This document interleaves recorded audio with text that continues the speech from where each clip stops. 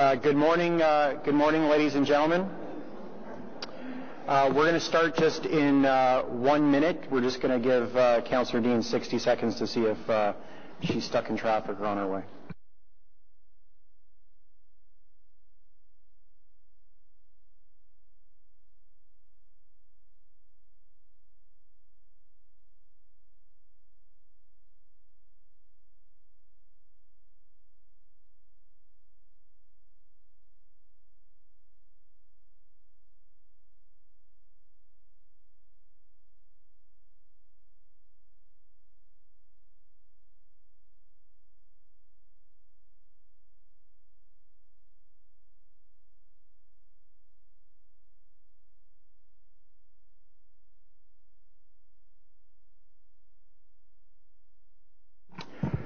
Okay, well, good morning, ladies and gentlemen, and Councillor Deans.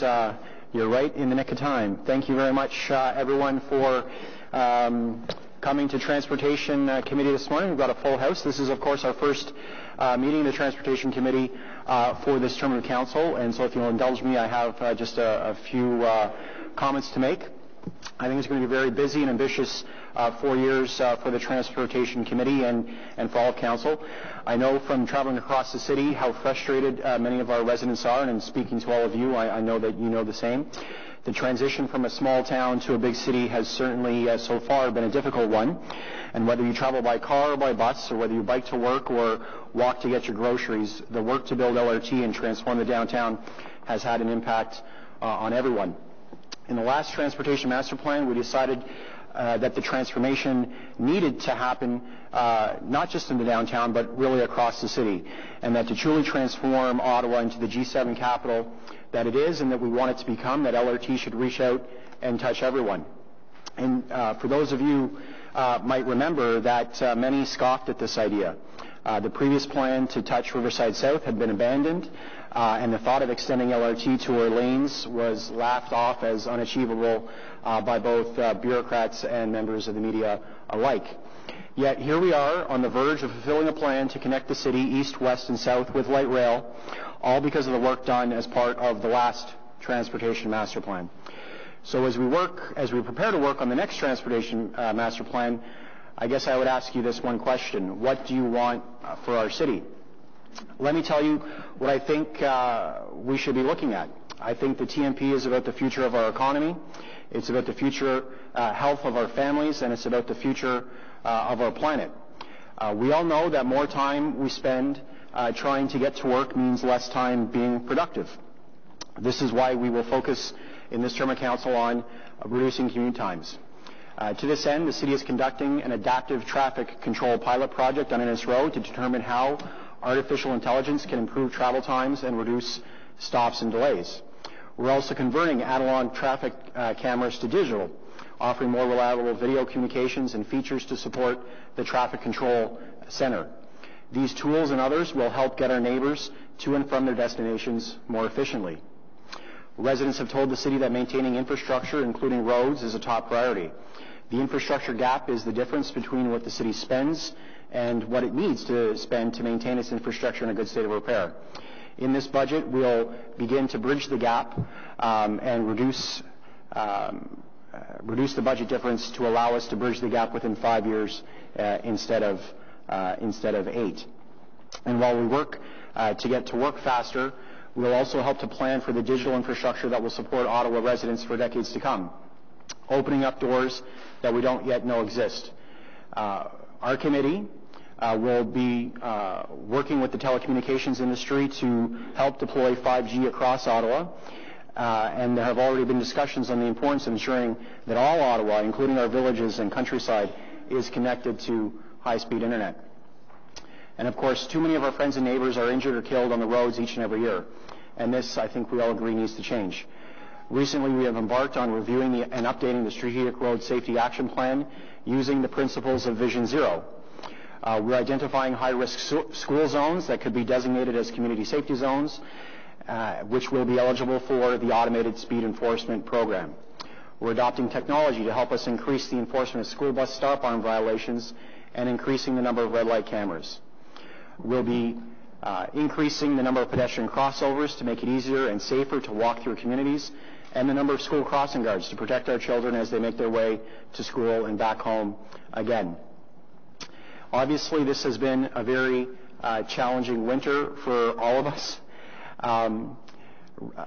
To put some things in perspective, our Road Services Department has 505 employees and 585 pieces of equipment for winter maintenance. They maintain over 5,700 kilometers of road, 2,200 kilometers of sidewalk, and 16 park and ride stations. So far this winter, we've received 260 centimeters of snow, which represents more than the entire 20-year average for a full winter here in the nation's capital. There have been 82 freezing rain hours, again, more than the entire 20-year average for the winter season. And the city has removed just over 2 million cubic meters of snow. And while conditions have been difficult, the men and women who help keep our streets clear have been working tirelessly for weeks on end, spending hours away from their families.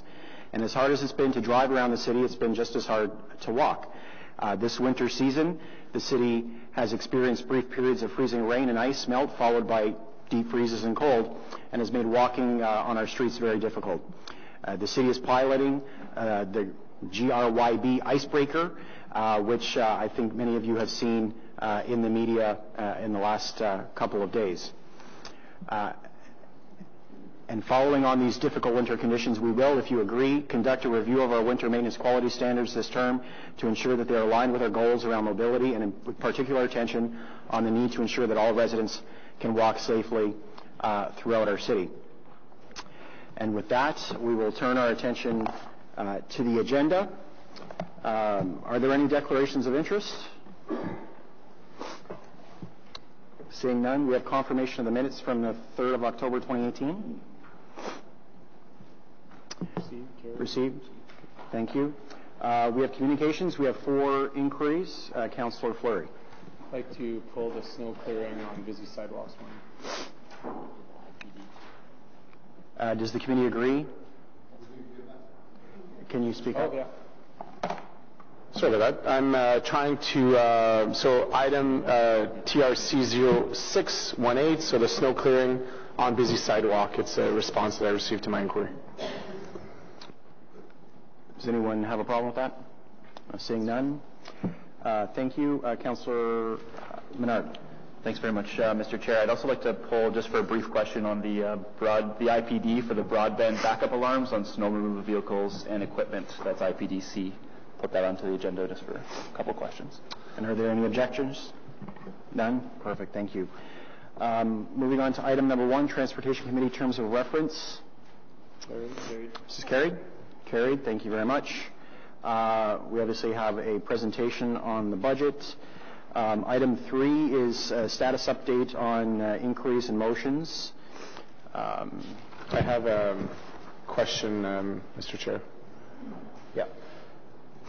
So I have an item there that's called, under the banner, snow removal in school drop-off zones, that dates back to September 2015. I just want to clarify what is the timeline to come back, because the in-progress states review of winter operations and roadways reports have been implemented, but I haven't seen anything. So I want to make sure that we can move on this one. Chair, we'll be coming back in late spring with an IPD on the winter operations review, and it'll be included in that IDP. Is that good? Okay, thank you. Perfect. Thank you very much. We'll deal with the inquiries or the IPDs at the end. Gentlemen? Sounds good. Is that okay? Yeah. So item number 2 is the budget.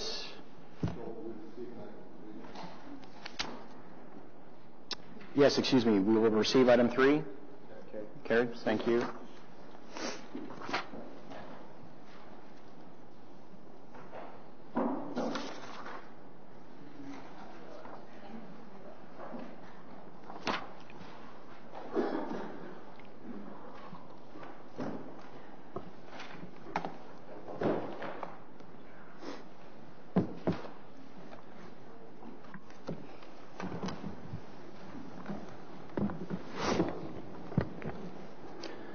Good morning.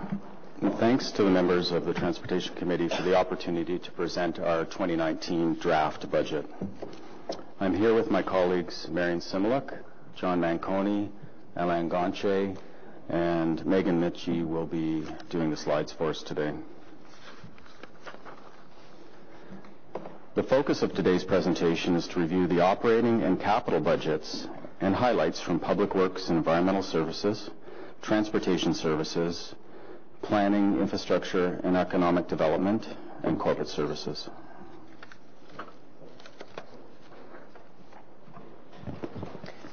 Flip to the next one, please. So the operating budgets that you will be approving today, as Kevin mentioned, cover 3 departments, and you have a total of 6 service areas. You have Mr. Gontier is here because you have his capital budget. You don't approve his operating budget. His operating budget is approved elsewhere. So for 2019, the entire budgets that are in front of you have a net tax requirement of $176 million, a gross operating requirement of $286 million. But as you can see, there's recoveries and allocations primarily in the fleet area because fleet provides a service, and then so we have total cost of ownership. Everyone who has fleet services are charged for those services as part of our accounting process. And then you have $19 million in revenue, and it's almost entirely from parking services because, again, parking services is a pay for service area, and the revenues they receive offset their costs. So if you go through it on sort of a line-by-line basis, in Kevin's area, he has his office, and then he has his business support services area. They have approximately $10.3 million is the cost of running all of those areas. It's a net change over 2018 is exactly $240,000. Road services, which includes both winter and summer operations, has a gross operating expenditure of $121, after recoveries $108 million, which is an increase of $3.687 million from 2018. Parking services, there are increases there, but they net to zero because, as I said, all of their costs are recovered from the revenues they receive from on and off-street parking. Transportation planning in Mr. Manconi's area, a very small budget, $4.8 million, a net of $4.2, which is an increase of $110,000. Traffic services as well, an area of much interest to most of you, is $57 million on a gross basis, $49 million on a net basis, a $2.5 million increase. And finally, fleet services have a gross budget of $77 million. After recovery, charging it out to all the departments who they serve, they have a net requirement of $3.6 million, which is approximately $114 million increase in total. So overall, this budget has changed on a net basis by $6.6 million from 2018 to 2019. Now I'll highlight some of the changes in the road services branch. Some of the key highlights include a $1.1 million adjustment for compensation for 2019 cost of living increments, benefit adjustments.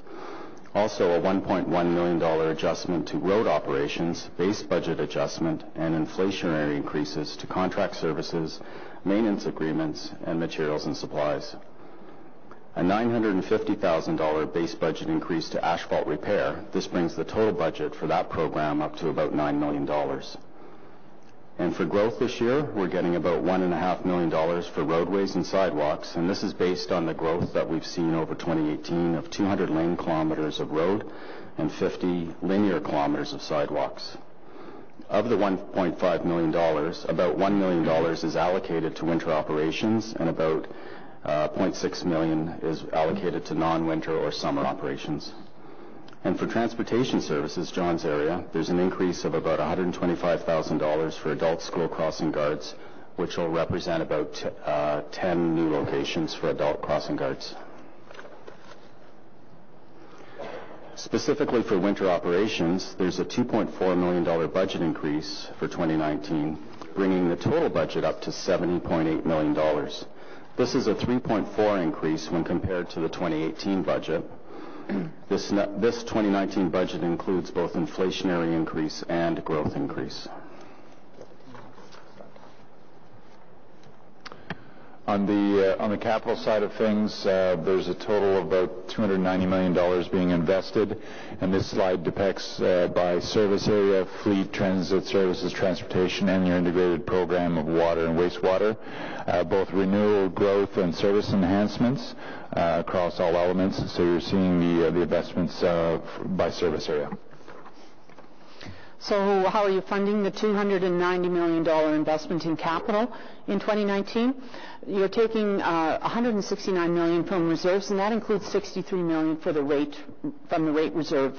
As this is, you have the integrated program here, as John mentioned.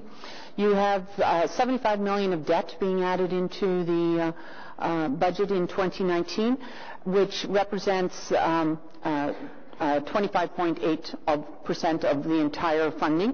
The majority of that is tax, but there is rate debt in there and a small amount of DC debt. And then, of course, development charges, which is for your new roads.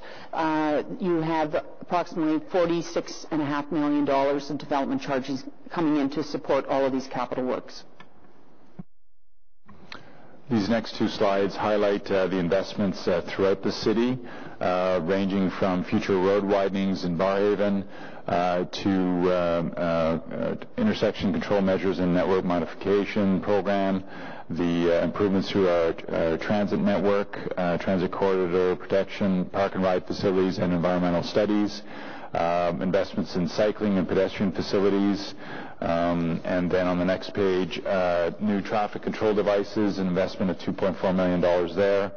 $1 million for safety improvement program. The audible signal program continues to be expanded.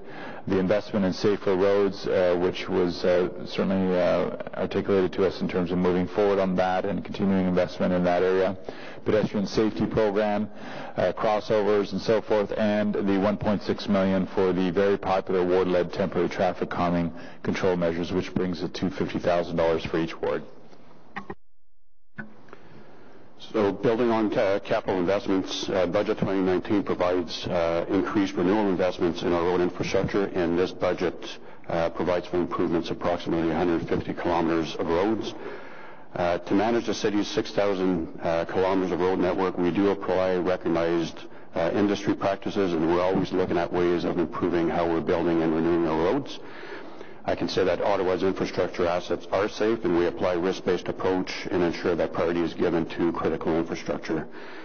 The slide that you have in front of you highlights some of the key road-related investments, and of note is the $49 million for resurfacing and preservation of roads, which is due in part to the additional $9.8 million that's in front of Council for approval.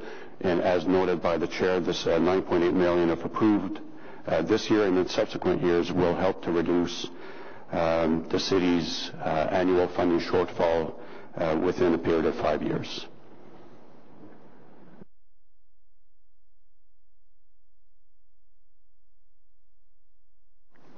Brilliant. Thank you very much. We do have 10 members of the public, or excuse me, 12 who are now registered to speak. So the first is Aaron Andrews from the Healthy Transportation Coalition. Is Aaron here? Yep, perfect. Following Aaron will be Mr. Alex Cullen, who's signed up twice, but is encouraged to speak once. Followed by Anna Kylitz.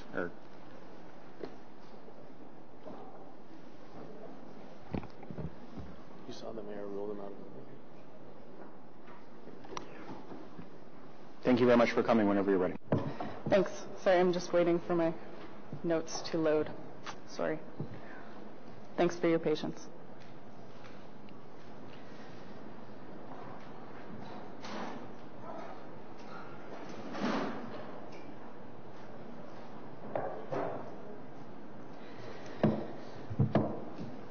My name is Erin Andrews, and I'm a resident of Ottawa South. I'm deeply concerned about the looming climate crisis and the ways that the city's current modal share is exacerbating the problem. We need to think seriously about our emissions as a city and what bold, aggressive actions we can take to combat the crisis at hand. We need to radically shift our priorities as a city away from the car and towards modes of transportation that are both more equitable and more environmentally friendly. To this end, we need to take 3 key actions. We need to cut spending on road widening projects immediately. What on earth is the City of Ottawa doing, spending $23 million to widen a road in the outer suburbs? We know that widening roads to address congestion works about as well as loosening a belt to address obesity. If we are required to spend development charges on improving the roads to new development, we can't just assume that this means widening them for cars. It doesn't take much creativity to imagine other ways that roads could be improved with this money. We could add bus-only lanes. We could invest in complete streets. Imagine we could add extra lanes for bicycles rather than always catering to private automobiles. Secondly, we need to increase parking rates across the city in order to incentivize sustainable modes of transportation. Since 2008, on-street metered parking has been frozen, while transit fares have increased every single year. By keeping parking rates low, we make it cheaper and more convenient for people to choose environmentally destructive modes of transportation. Raising parking rates will ensure that negative externalities of the choice to drive are reflected slightly more in the price to users. If we take a polluters pay approach to our modal share, we need to take a polluters pay approach to our modal share if we're going to have anything like sustainable mobility. The municipal parking management strategy refresh presents an opportunity to use these additional funds for maintaining and incentivizing more sustainable modes of transportation. The budget is an opportunity to raise parking rates, to increase the funds available for those projects, and to actively discourage driving, which is the most costly mode of transport in terms of the infrastructure requirements from the city, as well as the most destructive to our ecosystem. Finally, we need to invest in maintaining our pedestrian and cycling infrastructure to the same standard that we maintain our roads. Here's a picture of the road that I live on. It's a busy street, usually well maintained. You can see the asphalt and it's pretty clear and dry. The picture was taken yesterday. Here's a picture of the sidewalk on that same road. It's completely impassable to someone with any kind of mobility device or balance problems, and it's extremely hazardous to fully able-bodied people. This sidewalk leads to Heron Station, a major transit hub. This sidewalk sees a lot of use, but would probably see more if it weren't a death trap. When we raise these issues, we hear things like, we'd like to clear the ice, but we just don't have the money. Well, it seems to me that when $23 million are being spent on widening roads, even though the last 4 years have been the hottest on record, it's not just about the money, it's about the priorities. We've seen stories in the news about people in wheelchairs who can't leave their homes because of the state of the sidewalks. We've seen paratransport staff unable to get riders into their vehicles because of snow and ice. We would not accept this level of negligence on our roads, but pedestrians who may not have the option to drive or are simply choosing to reduce the alarming speed at which we move towards irreparable damage to our home are forced to accept these conditions. Transportation issues need to be considered as the cross-sectional issues that they are. They're critical to climate and environmental concerns, as well as equity and inclusion concerns. Spending millions on widening roads and freezing parking rates while sidewalks remain impassable for months does not address climate concerns, and it does not address equity concerns. Making changes to make a city more environmentally friendly and equitable can be politically unattractive. These changes tend not to benefit the wealthy in the short term, so they can be difficult choices to make. But these tough choices ultimately benefit everyone. Clean air, a more stable climate, and a city where everyone can get around to work, to school, to volunteering opportunities, to medical professionals, to recreation and other community events, this benefits everyone. We need to take bold action to create a city, the city that we need for the future. We need to show that we're not content to serve only the interests of drivers at the expense of the poor and of those choosing to prioritize the safety of our species. Thank you. Thank you very much. Any questions for the delegation? Councillor. Thank you very much, Aaron, for your presentation. I'm interested to understand, when you say the city or you talk about the city, where is the city in your opinion? Pardon me? When you talk about the city, our city, Yes. what are you talking about? The core of the city, the downtown of the city, or the suburban? Or when you talk about we should have just transit, are you suggesting we should have transit or LRT all to Fitzroy and Galata and Pryor, because that's what the boundary of the city is? When I say transit, I don't mean just LRT. I mean the entire system that links everyone to the rapid transit. That includes the local buses that go well out into the suburbs and to rural areas. And if we don't have buses in the rural area, what would we do? Okay, thank you. I'd like to answer that question. I think that I'm not saying that we need to give up on driving altogether today. That's not what I'm saying. I'm saying that we need to invest in making it more attractive for anyone and everyone who can to take the bus instead of driving. And when we invest so much money in widening roads to make it easier and more convenient to drive, we're not doing that. Councillor Mayor. Thanks very much, Mr. Chair. Thanks for your delegation. One question on the parking rates piece. Do you have a recommendation for an increase to parking rates for the total maximum per hour and the increment that exists? Personally, I would recommend that parking rates be increased at least to the same amount that the transit fares are being increased. I think they should be raised by more than that, but that gives us a minimum if we're going to maintain any level of equity. Okay, thank you. Thank you very much. Mr. Cullen.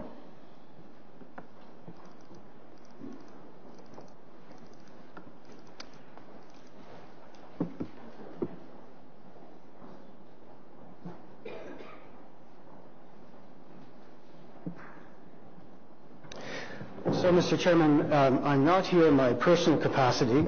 I'm here representing the Federation of Citizens Associations.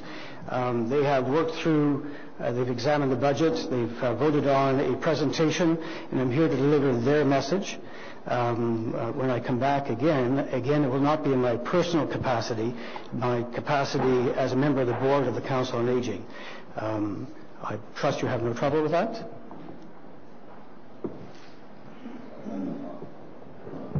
The challenge, Mr. Cullen, is that the mayor made a ruling yesterday that discourages this type of behavior, so I'd encourage you to put both presentations into one, please.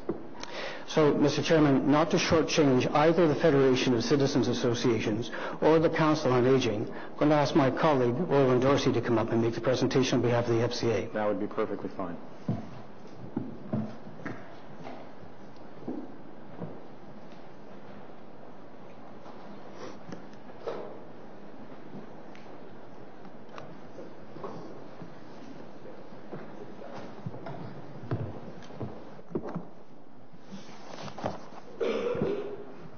Thank you, Mr. Chair. If I may, I'd just like to begin by expressing my disappointment in having to be here. I'm not sure why it is necessary, but in any event, all that I will be doing is reading the very same presentation that Alex Cullen would have given, probably more eloquently than I can. Federation of Citizens Associations is an umbrella group representing 50 community associations across Ottawa. We are a forum to discuss important issues important to our residents, and that includes, amongst other things, budgets, taxes, and programs that affect the quality of our lives and our neighborhoods. 2 years ago, the FCA conducted a workshop for our members on updating the city's 2013 Transportation Master Plan.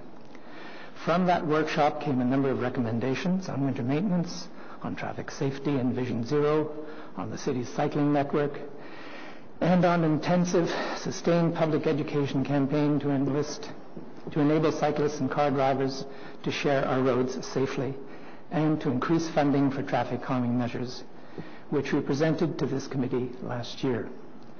We're back again to ask for these very same things. The Transportation Master Plan states, and I quote, "Maintaining current traffic levels of walking is considered to be reasonably ambitious and will require improvements in walking facilities and environments across the city," unquote. We are here to ask that you live up to this commitment, particularly in regards to winter sidewalk maintenance. Ice and snow on sidewalks is a hazard, and a deterrent for many residents, particularly our elderly, as well as our disabled residents. Providing for better sidewalk clearance in winter conditions would improve walkability and encourage more people to walk who otherwise wouldn't during winter, better achieving the TMP's goals regarding active transportation and in particular the 2031 modal share target for walking. Therefore, we ask that you provide additional resources in this budget, beyond returning to last year's levels, to enhance winter sidewalk maintenance and continue to do so in subsequent years, so to increase walking in winter and better meet your goals. Another key action identified in the TMP and identified by our members is pedestrian safety. In fact, the TMP states, and again I quote, "Pedestrians is one group of vulnerable road users that warrants special action," unquote.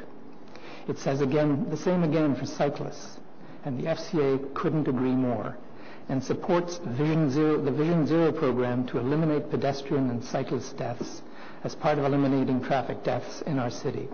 Our recommendation is that the City of Ottawa commit to Vision Zero that would eliminate traffic deaths by a target year, for example, 2030, which is the 175th anniversary of the City of Ottawa, and that indeed would be something to celebrate. The TMP states, quote, "The popularity of cycling is one indicator of a vibrant, sustainable city," unquote. Again, the FCA couldn't agree more. The TMP sets a target of 5% modal share by cycling, 8% within the Greenbelt, which represents a significant increase above 2011 levels, and which requires investing in a more continuous and connected network of quality cycling routes and programs. Therefore, we ask that the City of Ottawa continue to expand its cycling network, including its winter cycling network, to enable more cyclists to cycle to work, etc., safely. With the expansion of cycling facilities comes an increase in cyclists, the desired outcome, and consequently more cyclists on our streets. We believe that more effort must be made to adjust to this phenomenon to ensure that our streets are safe, both for cyclists and car users. This, in our view, requires both public education and traffic enforcement. We have made this point to the Ottawa Police Services that more resources need to be devoted to traffic enforcement. We are now asking you to do your part in providing additional resources for more intensive, sustained public education campaign for both car drivers and cyclists on how to share the city roads safely. Finally, FCA members are very much concerned about the safety of residential streets, particularly with respect to speeding and traffic volume.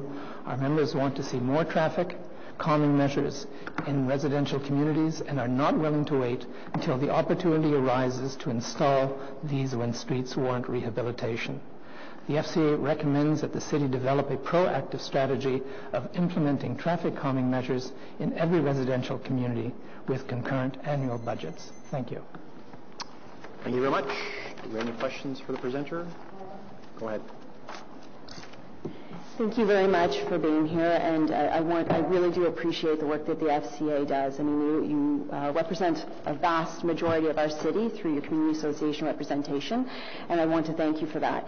I'm seeking a bit of clarification because in this budget, we're looking at plumping up funds towards traffic calming measures. I had a very well-attended meeting last night about traffic calming measures on one of the streets in my wards, and people were very engaged and appreciative of that. There's also money for Safer Roads Ottawa, which looks towards a lot of the education piece that you're asking about. You're asking about, improving cycling networks. I'll speak to my own community. We're receiving money in this budget to connect part of the Prescott-Russell Trail, which will be a key component in cycling. If Council decides to approve Stage 2 of LRT, there'll be many, many opportunities to look at connecting cycling infrastructure to those new and upcoming stations. In terms of the budget for winter maintenance, they're looking at and please correct me if I'm wrong, $2.4 million increase to winter maintenance. And, once again, I'm sure that there'll be conversations about how we continue to improve that and look to that. We have the TMP that's coming up in this term of council, I believe second quarter. I guess I'm just wondering, I'm seeking clarification on what exactly. You're asking for more, but I would like to know, are you asking for a dollar figure? What is it specifically you're looking for? So to help you with that, two major items. The traffic calming is very important. The additional money that's going to each ward councillor is for temporary measures. There's a separate line item in the budget for traffic management studies and traffic calming projects. Mr. Cullen, I'm answering the question on behalf of the FCA, Mr. Chairman. But you're not the delegate for the FCA. I'm a delegate as part of the delegation for the FCA, Mr. Chairman. I'm chair of the Transportation Committee for the FCA and on the board of the FCA. You cannot censor who the FCA sends up to answer a question. So you can change the rules for next year. It's not a question of changing the rules, Mr. Chairman. It's a question to the FCA. So what we're looking for is in that traffic calming envelope, not the ward individual ones, but the traffic calming envelope that deals with community traffic calming. You already have a backlog of projects and not enough money to deal with those projects. We're not asking that the whole list be dealt with all at once, but that funding be augmented so that you're doing more than 2 or 3 projects a year. The communities are in a waiting list. Backlog goes back 4 or 5 years. That's a long time to wait when you have excess traffic on your city streets. So that's one. The winter maintenance point, and we are grateful that $2.4 million is going in to bring you back to last year's budget. We're looking for something beyond that. We're looking for something that will actually make walking more safe on our streets. Going back to last year's budget is basically status quo. I realize this winter has been a very special winter, but we're looking for an enhancement of the standards so that we can better meet our goals for walkability. So review the standards, please, and put the budget in accordingly. Cycling, we're happy with the cycling component. The Vision Zero is a program that the city has yet to endorse. Road safety program talks about it, but the city has yet to endorse the program. And what that means is that if staff were to go back and come forward with a program, you would have a strategy, a plan with budget and actions that would meet that target. So it would be very good for council to adopt that target. It has yet to do so. Are there any other questions? Thank you. Seeing none. Thank you, gentlemen. Anna Koilitz, please. And for the record, the words Vision Zero came out of my mouth in my introductory statement before council today, or committee today. I'm skipping, Mr. Cook. Whenever you're ready, you can begin, and you have 5 minutes. Thank you very much for this opportunity to present the concerns and asks on behalf of the pedestrians of Old Ottawa South, and of course with the intention that your upcoming budget decisions will provide our community with much needed improvements for the safety of our pedestrians. My name is Anna Koilitz. I'm chair of Senior Watch Old Ottawa South, and that's one of the committees of the Ottawa South Community Association. So we all recognize that the increased number of thaw-free cycles are problematic and require a rethink of your snow management, maintenance standards and budget. So here we are to help you decide. Senior Watch found guidance from the Council on Aging's Experienced Pedestrian Safety and Walkability Committee when we tried to figure out what to do with the growing number of neighborhood worries about icy sidewalks. Before I realized it, I was honored with the title Snowmall Captain and received a Stook. And so the Ottawa South snowmalls evolved. We were educated by the city's own patient and knowledgeable Bryden Danias regarding winter sidewalk maintenance standards, and Luc Gagne himself kindly provided us with a moral boost when we launched and started to promote our snowmall winter walkability audits. You see them down in the picture. Our snowmall team carried out 2 audits, both on Tuesday mornings, January the 10th and February the 12th. Altogether, we had 35 participations in completing these audits, and one audit even included a CBC reporter. Our initiative was broadcasted on the CBC and also became a #1 story on the National Weather Network. Now, for our winter boots to the ground findings, ice under the snow. This is the picture of the spot where the reporter slipped and fell while interviewing us. Thank goodness Deborah McCaskill was not injured, unlike the 3 unfortunate people in my own circle who required hospitalizations and surgeries for hip and ankle fractures. 3 surgeries, 20 days in the hospital, and subsequent physiotherapies. Traumatic for the patients, and at what cost to the public purse? Probably more than 40,000. Unplowed snow and windrows, pedestrian crossovers and sidewalks might be plowed or minimally plowed in this case, but in each case the snow and windrows the plows leave behind are treacherous for kids, caregivers pushing strollers, and the less agile among us, such as seniors. And what about wheelchairs? And what happens after the thaw? And then when everything freezes over? The grid box program. We were told it cost $750 to supply these and $275 to refill them. By not making them accessible, this refilling cost will be avoided. But then, what is the point in having them? Also, the name grid box is a misnomer because it contains just salt. I checked. Pedestrians. With all these problems, where do pedestrians go? Well, on the streets, of course. Drivers don't appreciate this, I imagine, but most are understanding. Though the odd one gets impatient, honks horns, and bully pedestrians out of the way and into slippery snow banks. That's not safe.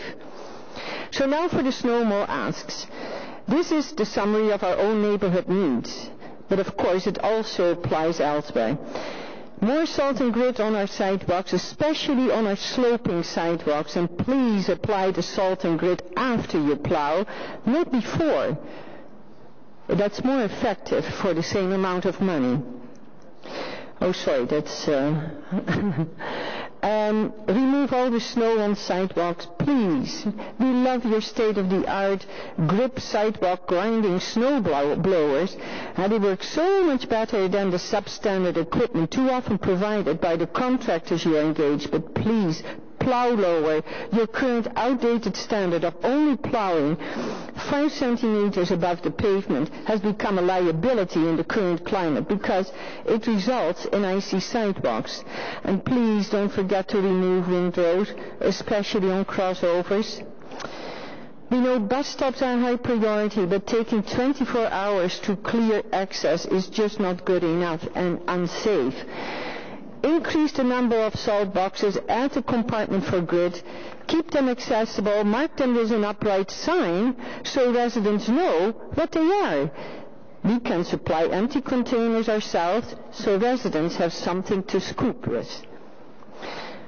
Last but not least, accessible walk sign buttons. Even though more bag buttons are becoming automatic, thank you very much, they are only automatic for 12 hours. So when it's dark, the pedestrians can't access them. They have to take their chances and run. That's not safe. Well, and this is all. Thank you very much. Thank you very much, Anna. Are there any questions for the delegation? Oh, Councillor Menard.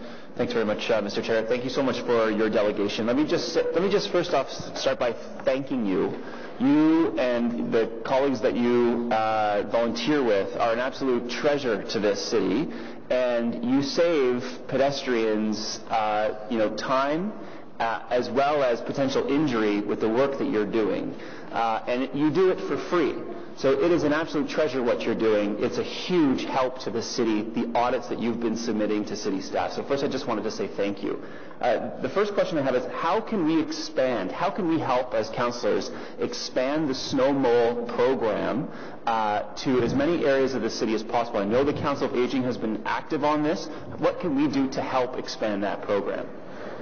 I guess it's publicity. It is. I know the Glebe has tried, and not many people showed up. I must say that we worked hard in Old Ottawa South to give it publicity. I have also noticed that our seniors, they don't dare to come out and participate. They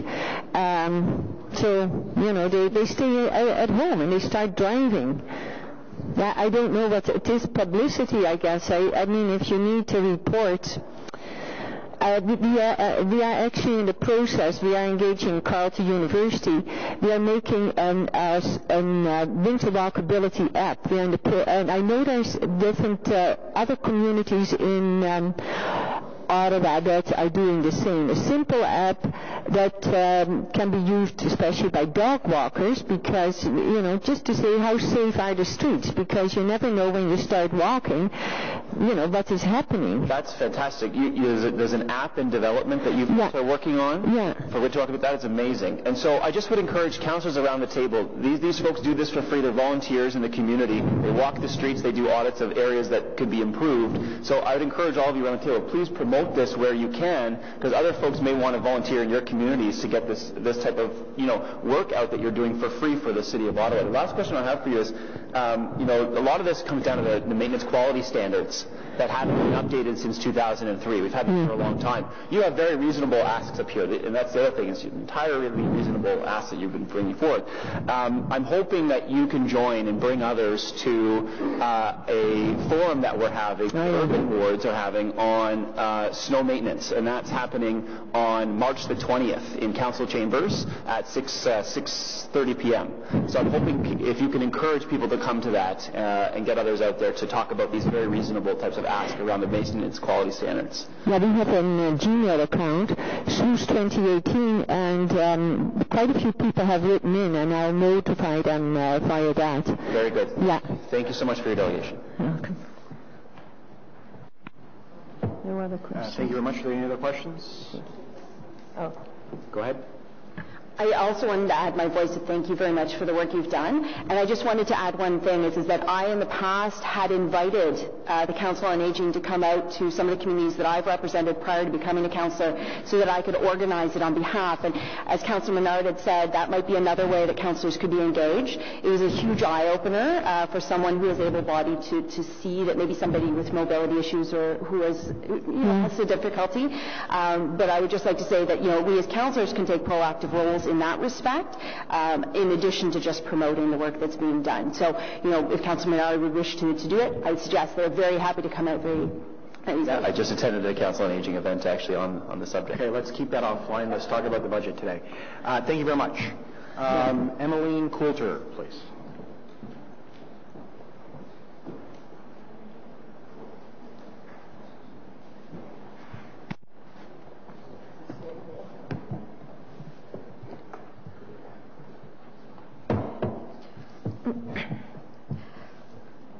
Hi, my name is Emma. I live in the Alta Vista ward. I'm here because I'm concerned about the lack of consideration for improving alternative modes of transportation and worry that the favoritism towards private automobile use investments is hindering Ottawa's potential growth as a city. We need to shift our focus away from the convenience of driving and consider the economic, environmental, and social impact of an effective multimodal transportation system. Cars are one of the leading causes of greenhouse gas emissions produced by individuals, and yet the city continues to develop infrastructure that encourages car use over other forms of transportation. Cheap and free parking, road widening projects, and dangerous and inaccessible alternatives are contributing to congestion and urban sprawl, while easy access to citywide public transportation is in large part reserved for able-bodied citizens living with higher incomes. It's time to stop doing the bare minimum to develop an equitable transportation system and shift investments away from things that will continue to alleviate burdens faced by cars. Ottawa needs to instead prioritize improvements to walkability, cycling infrastructure, and the transit system. There's a widely accepted acknowledgement among councillors, citizens, and OC Transpo staff that our city's public transportation is simply not good enough. The Transit Week Challenge identified several issues already all too familiar to riders, namely reliability and accessibility. These barriers to increased transit use will not be radically improved to the degree that is needed upon the opening of the LRT. There needs to be improved access to transit stations through investments into bicycle and pathways, walking paths throughout the city. If people are incapable of reaching the transit stop, they will be forced to drive. For those who do not have access to a vehicle, they are left with limited options to leaving their house, especially in the winter. An unreliable and inequitable transportation system designed to cater to the 9-to-5 commute downtown makes transit inaccessible for people living on low incomes, and those who are not impeded by cost simply do not want to use it. It is crucial to invest in citywide improvements that will allow travelers to choose how they want to get to their destination, and their first choice should not be their car. I think it was mentioned that a quality assessment will be conducted surrounding sidewalks, snow and ice removal, and it will be important not to treat this year's unexpected weather as a fluke, but as one of the effects of the climate crisis that the city needs to continue preparing for. Prioritizing sidewalk clearing in the downtown core overlooks the journey of those living and commuting in residential areas and furthers the inequity of the transportation system. It is counterproductive to implement measures that continue to enforce the factors that have been deemed to cause increased car usage. The cheapest and most convenient mode of transportation should not be cars. For the city to have the most environmentally and economically beneficial transportation system, significant budgetary changes need to occur. We need to improve multimodal transportation by improving cycling networks, especially in neighborhoods excluded from the LRT, and investing in roadways that don't prioritize individual cars. We need to limit road widening projects, not only for their ineffectiveness, but for an opportunity for budget reallocations. Rather than widening the roads to improve the journey for private automobile use, we should improve bus-only lanes and bike paths. We need to increase parking fares and use the revenues to invest in alternate modes of transportation. As bus fares continue to rise at an alarmingly inequitable rate, parking fares haven't budged in over a decade. Increased parking fares can dissuade people from driving and reduce the overall number of cars on the road. The city needs to do its part in advancing travelers towards an equitable and inclusive transportation system that aims to reduce private automobile use through the development of an efficient multimodal transportation system. By continuing to facilitate a system that excludes riders, especially people with low incomes and those with mobility issues, and prevents folks from wanting to use other services, does not meet the purported objective to improve transportation and create a city where car ownership is excessively advantageous. Reducing commuting times is an important objective for this committee to keep, but there should also be a focus on developing a stronger network of transportation that makes it easier for all members of the public to run errands, go shopping, make appointments, and participate in recreational activities. Thank you very much. Are there any questions for the presenter? Seeing none, thank you very much for coming out tonight or today. Greg Fougere.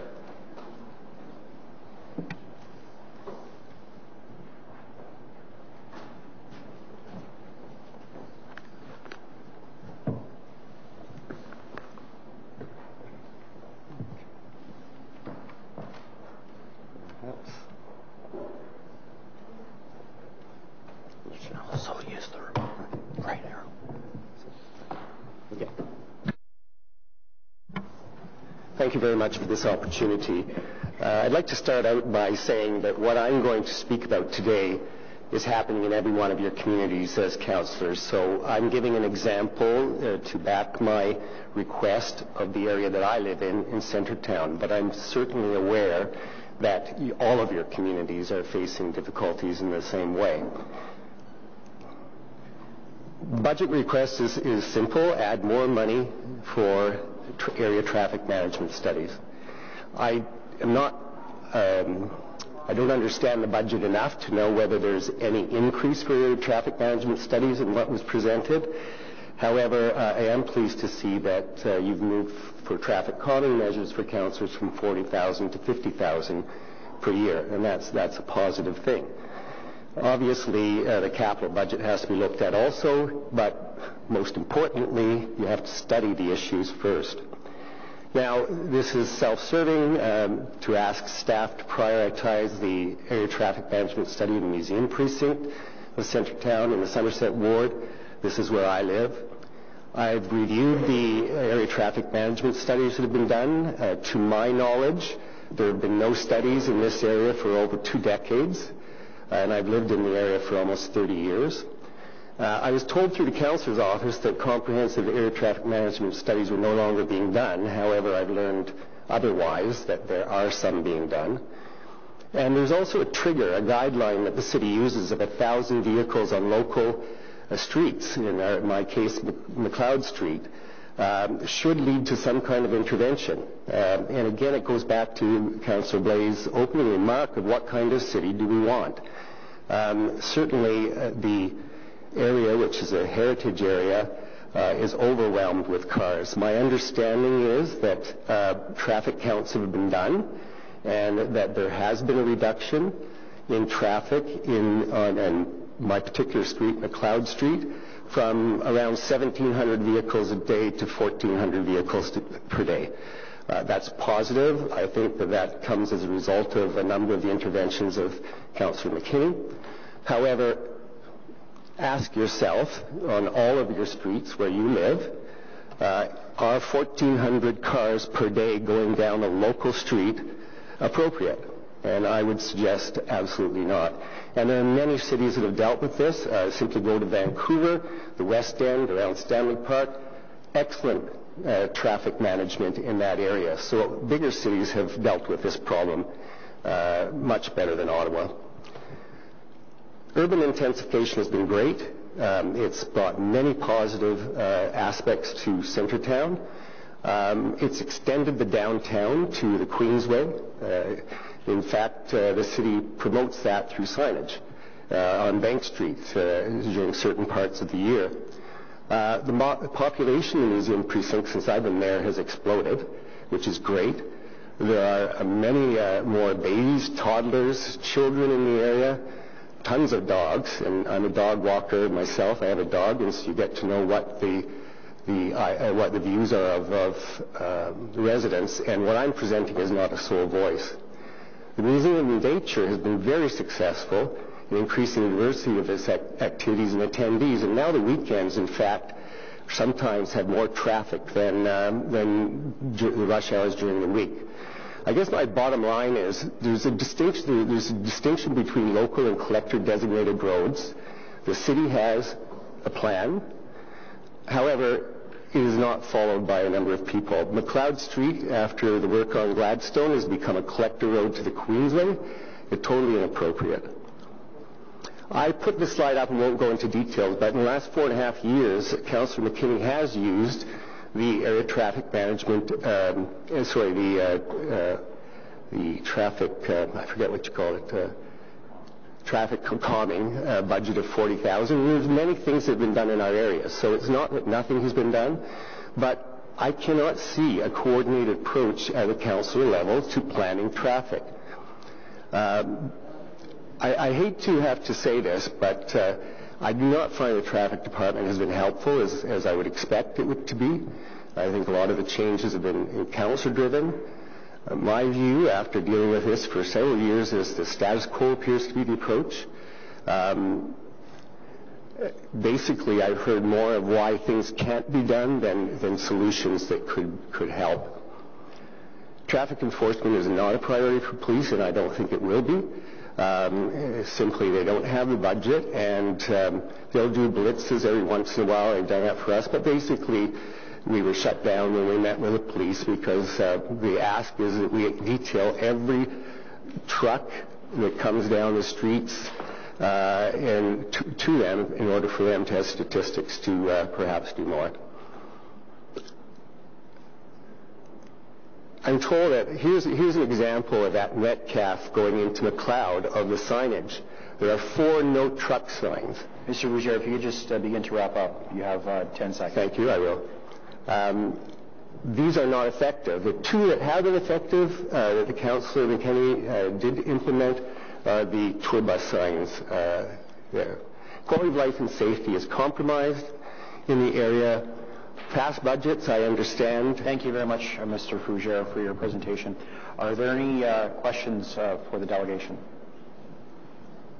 Thank you very much for coming out this morning. The next speaker on the list is John Woodhouse from Lock, Ottawa. Thank you. Mr. Woodhouse? Oh.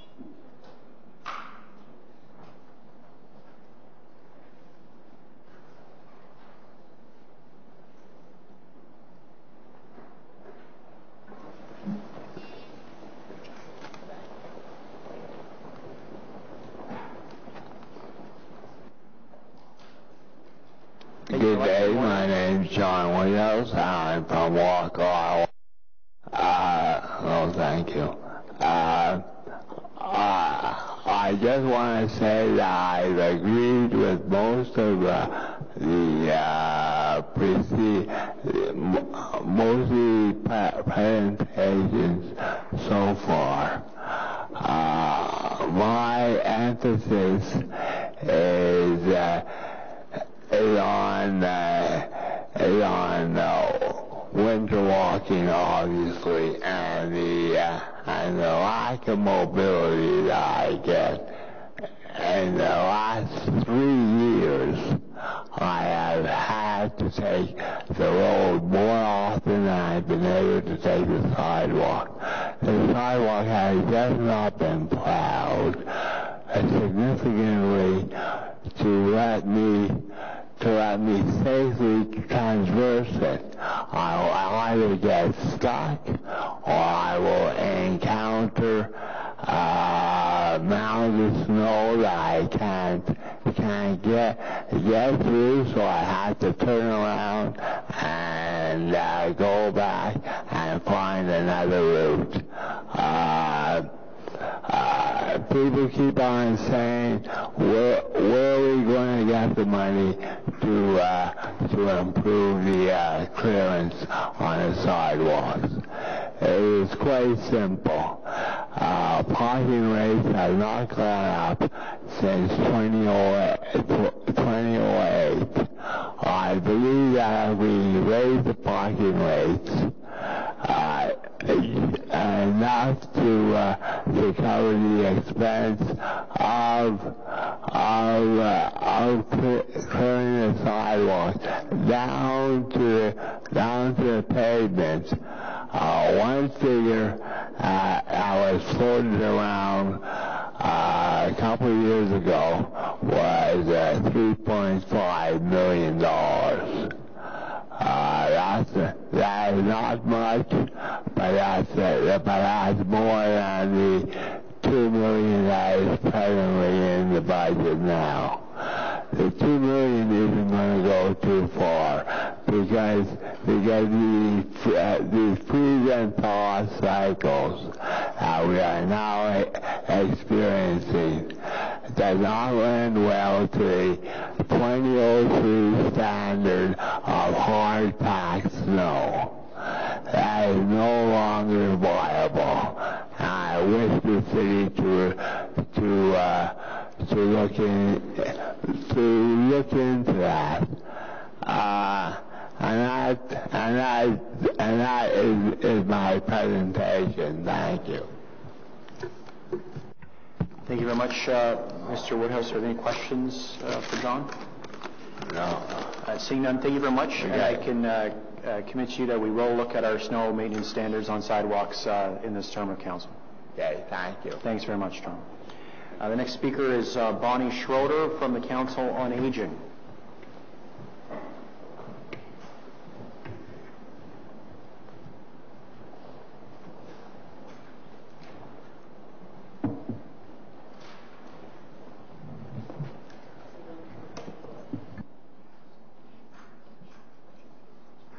Thanks very much, Bonnie, for coming. You have 5 minutes, and I'll try to give you a wave at maybe 30 seconds so that... Okay. Thank you. I'm here on behalf of the Council on Aging, Age-Friendly Pedestrian Safety and Walkability Committee. We are advocating for safer winter walkability. We're asking you to prioritize safety and put Ottawa pedestrians first. We are requesting additional budget consideration for a review of the current winter maintenance standards, last approved by Council in 2003, to align with changing winter weather patterns and pedestrian needs. It should be mentioned that the 2003 standards is focused on snow and ice control of roads with minimal mention of sidewalks and pedestrians. While the proposed increase of $2.4 million to the winter operation budgets is welcomed and will allow for service improvement, it will not address rising pedestrian safety and accessibility concerns, and it won't put pedestrians first. Roads will continue to be prioritized over sidewalks. Snow clearing priorities must change to include residential sidewalks. Ottawa has had snow on the ground since mid-November with several freeze-thaw cycles in the last 3 months. Sidewalks, particularly in residential areas, are icy and treacherous. I had to actually help a woman across a snowbank at a crosswalk recently, pulled over from a car. Access to transit stop is uneven, with snow barriers to connecting sidewalks. Many older adults have become homebound and isolated, fearful of falling and unable to climb over snow banks. Injuries from falls can be serious and are much too common, as recently reported on our city in the Globe and Mail. To find out how residents are coping with winter walkings, we've engaged Ottawa's pedestrians in auditing their own neighborhoods. And thanks, Anna, for presenting on your community. From January to March, the Snow Moles are partnering with 4 community associations in Old Ottawa South, the Glebe, Fisher Heights and Area Hunt Club, and Orleans, as well as encouraging individual residents to audit and report on their walk routes to regular destinations, such as banks, grocery stores, libraries, and churches in their neighborhood. Anyone can be a snow mole and can be a part of a group audit and audit a winter walk by themselves. The information gathered on our short online and paper questionnaire is being analyzed by Nicole, our student. By the end of February, we have audited reports from almost 200 Ottawa residents from every part of the city. The city residents who have been talking their winter walks. They care enough to say something when they see something. Just a little profile of who these are. 60% are over the age of 65, 71% are female, and 16% are using mobility aids. There are many personal stories. There are accolades to the city for their hard work they do to keep the sidewalks as clear as possible with the current Cindy standards. There are common themes. Snow blocking sidewalks, forcing to walk on road, hills, and on sidewalks not sand or salted, can't see past snowbanks at intersections, snowbanks too high, collapsing onto sidewalks, water on top of ice, icy and bumpy, can't navigate around or over icy patches, very unsafe. At the end of March, we plan to use the collected data to write our snow mole reports with more clear recommendations. We have appreciated working with the city to carry out community all-season audits. Public Works, Environmental Services, and Transportation departments have been supportive and encouraging.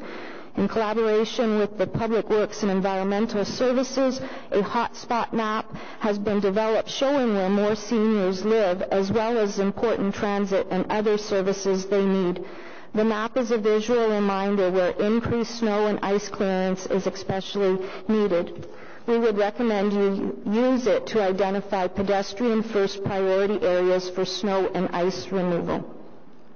Additional funding would allow for pedestrian first improved daily winter walking conditions, would require the council approve, or could be explored as a strategic priority. Thank you for your considerations. Thank you very much. We didn't even get to 30 seconds. So thank you very much.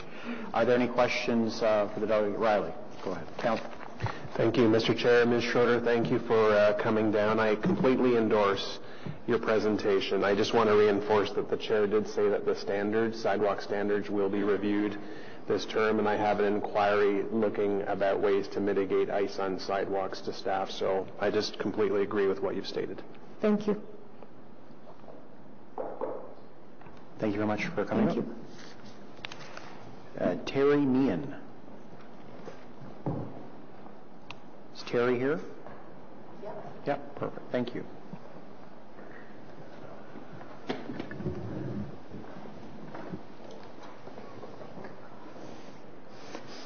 Hi. I now live in Centretown Ward. I've lived in other wards in the city, and I realized as I was doing this and looking at Diane that I complained to in this room about similar issues when my 20-something-year-old was on my lap a while ago. I don't know if Diane was in the room that day, but yeah, probably. I got way too many stories about why this is important. One I can think of is I live in a building almost right beside Bank Street, where I go on the roads. Personally, I think when people honk at me behind me, they're saying go slower or stop to chat with a friend. They seem to think differently, but I figure if they're going to honk at me for being where I could be, then I'll slow down. But no, I think The people parking on my street should be paying more to do this. So there is enough money so that everybody can use the street. Last week it seemed we were parking to make the street narrower, and that was the only place I could go. I could barely get to the sidewalk if I can some days, and I seriously live maybe from the distance of the room away from Bank Street. So, and I can't get there half the time. And so, I have friends who cannot get out because of whatever coordination there is, and I don't believe there is, between sidewalk plowing and road plowing and all the different plowing. That's scary. I'm sorry this is disjointed, but more ideas are coming. I'm having to get a new wheelchair early because of the coordination or lack thereof between construction and plowing.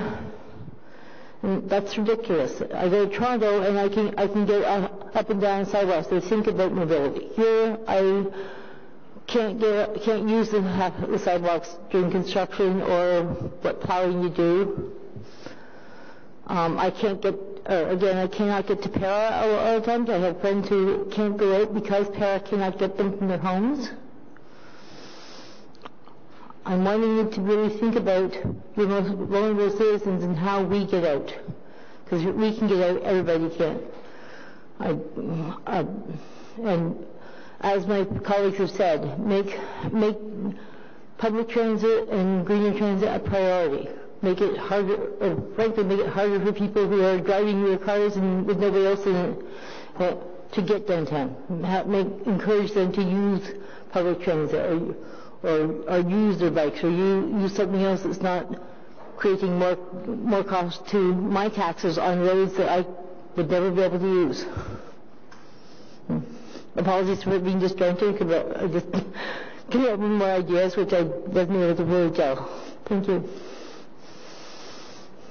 Thanks very much, Terry, for coming out. Are there any questions? Quickly, yeah. Thanks very much, Mr. Chair. Just very quickly, how many days this winter would you say has been difficult for you to navigate outside? Have there been days where you haven't been able to go outside as a result of the conditions on the sidewalks? I didn't count them. I just basically was looking and going. There's a few times when I had some warning. I sort of either begged my children to bring food and stuff and bring things so that I could eat. Or my neighbors and I have sort of, between us, sort of figured things out because there's quite a few in my building who, due to the weather, or the temperature of the weather, or the sidewalk, we're going, nope, not going to go out. So I'd say quite a few. I actually thought when I moved downtown I'd be able to get out more because I lived in Rio Rock right outside Law before, and it was horrible there. And I lived right on Saint Laurent and couldn't get out because the coordination again between the road would get plowed and they would put it on the sidewalk would get plowed partially, and I could not get to the bus stop right beside my building. Okay, thank you very much. Yeah, so it's not a new problem. I had the problem when I lived off Hetherington, which. Thank you, Councilman Orr. Thank you very much. Thank you. Jay. Next is Sarah Lucier Hoskin. I hope I pronounced the name properly.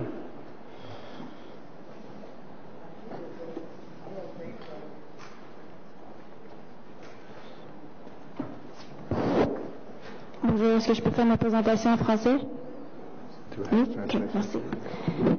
Mon nom est Sarah Lucie, je suis la présidente du conseil des parents à l'école de mes enfants, l'école élémentaire catholique Saint-François d'Assise. Puis je suis ici aujourd'hui pour vous demander à propos de l'allocation pour le déneigement. Je voudrais juste demander de prioriser des zones scolaires pour le déneigement des routes. Qu'est-ce qui arrive, c'est que je comprends que cette année c'était une saison assez exceptionnelle, mais ça pourrait continuer comme ça. L'inquiétude qu'on a, c'est par rapport à l'espace, c'est tellement étroit. La rue de notre école, c'est un sens unique. Donc, il y a de l'espace pour les voitures, mais il y a aussi le stationnement street parking juste à côté pour les résidents. On est dans le quartier de Kitchissippi. Donc, c'est que l'espace pour que les voitures passent est tellement étroit. Mes inquiétudes, c'est par rapport aux véhicules d'urgence. Donc, c'est vraiment pour la sécurité des élèves dans notre école, mais en général dans toutes les écoles. Donc, qu'est-ce qu'on demanderait, c'est que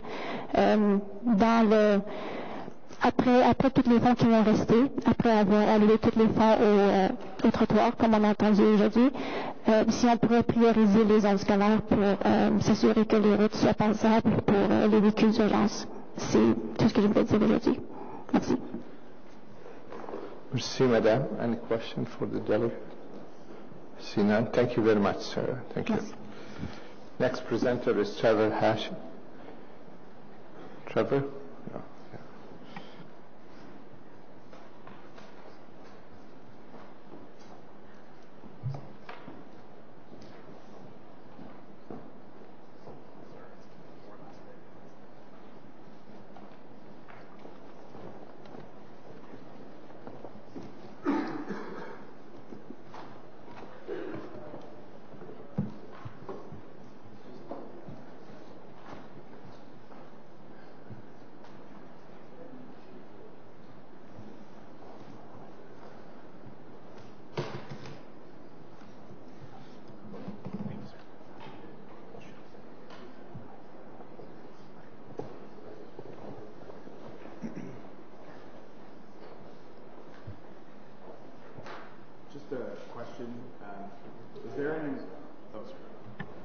Before I begin, is there any way I can see how much time I have left anywhere?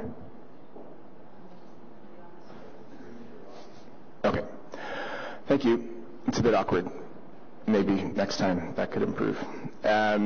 So if equity and inclusion were being prioritized in our budget, I just want to sort of talk about the fact that the city does have an equity and inclusion lens that it is supposed to be applying to all of its decision making. It's unclear to me how this budget related to the Transportation Committee that is before you today has done that. And we want to work collaboratively with the city to ensure that moving forward it does a better job of following its own policies.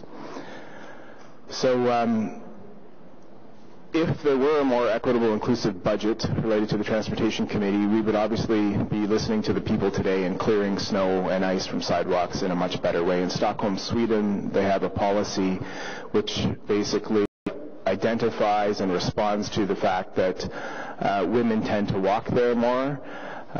They tended to be more equitable and inclusive. Parking rates would raise. We know that the single fare cost of the OC Transpo has increased by 75% between 2008 and this year's budget. Parking rates, meanwhile, have been frozen. Comments, please. So I'm turning to the parking rates that are before you today. Excuse me. You know which committee has which responsibility you're experiencing enough. Keep your comments to what is responsibility of this committee, please. So parking rates are the responsibility of this committee, and I'm urging you to increase them. They've been frozen since 2008, which is absurd. We would also urge you to stop widening roads. We know that repairing and operating 6,000 kilometers of roads is a very costly endeavor that is increasingly eating into the city's budget. We would also like to see the city provide targeted funding to improve cycling and pedestrian networks in lower income neighborhoods. There are many historically disadvantaged neighborhoods that won't benefit directly, unfortunately, from Stage 1 and 2 light rail. That's a $6 billion investment of public funds, both those stages. And so when we think about the fact that many lower income neighborhoods which have been historically disadvantaged, including some of the neighborhoods that councillors on this committee represent, we really need to be thinking about how we can use the city's limited budgets every single year to address these historically disadvantaged neighborhoods better. So we would urge a focused response to this. So this map appeared in the Ottawa Citizen. It looked at the income status of people living in neighborhoods across the city, and it highlighted the fact that LRT projects weren't going to benefit a lot of the low-income neighborhoods. So we've highlighted in red some of the neighborhoods that we feel need particular attention with regard to pedestrian and cycling network improvements that would allow people to bike or walk, for example, to the closest rapid transit station. We've also highlighted here a slide that was delivered at a Transportation Equity Summit that we held here with the good people at City Hall in 2017. It highlights the fact that, again, there are some lower income neighborhoods that have been historically disadvantaged that really need some special attention with regard to improved cycling infrastructure. So I've listed those particular neighborhoods here. I would suggest to you humbly that the current state of the sidewalks in this city is a scandal from a human rights and accessibility perspective.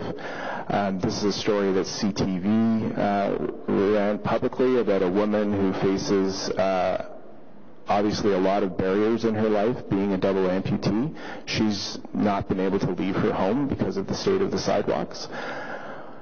This is a story from February 2017. Another woman who uses a wheelchair to get around, she was starting to worry about running out of food because she was stuck in her apartment for so long. So this is an ongoing problem and needs to be addressed in this year's budget.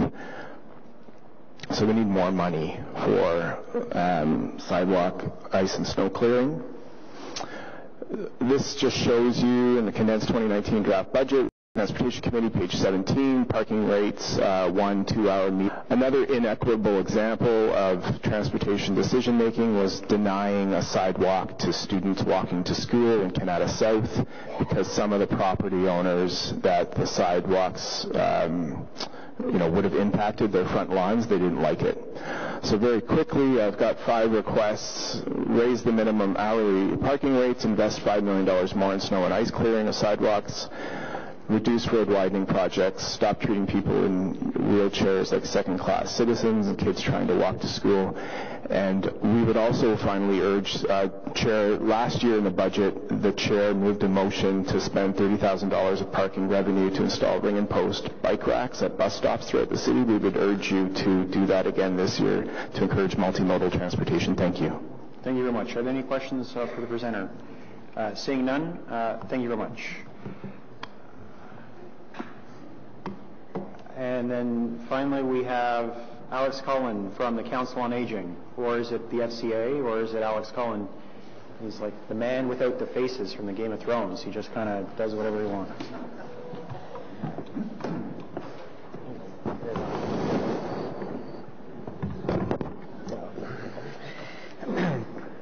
Mr. Chairman, I'm happy to help you with your confusion. I'm here today, Mr. Chairman, as chair of the Ottawa Seniors Transportation Committee of the Council on Aging. The Ottawa Seniors Transportation Committee, sorry, I have can I pass this out to, someone pass that out to these folks here, please? Thank you. I forgot to do that. That's fine. Thank you very much. The Ottawa Seniors Transportation Committee is a committee sponsored by the Council on Aging and is composed of members of the Council on Aging and representatives from a number of senior service agencies.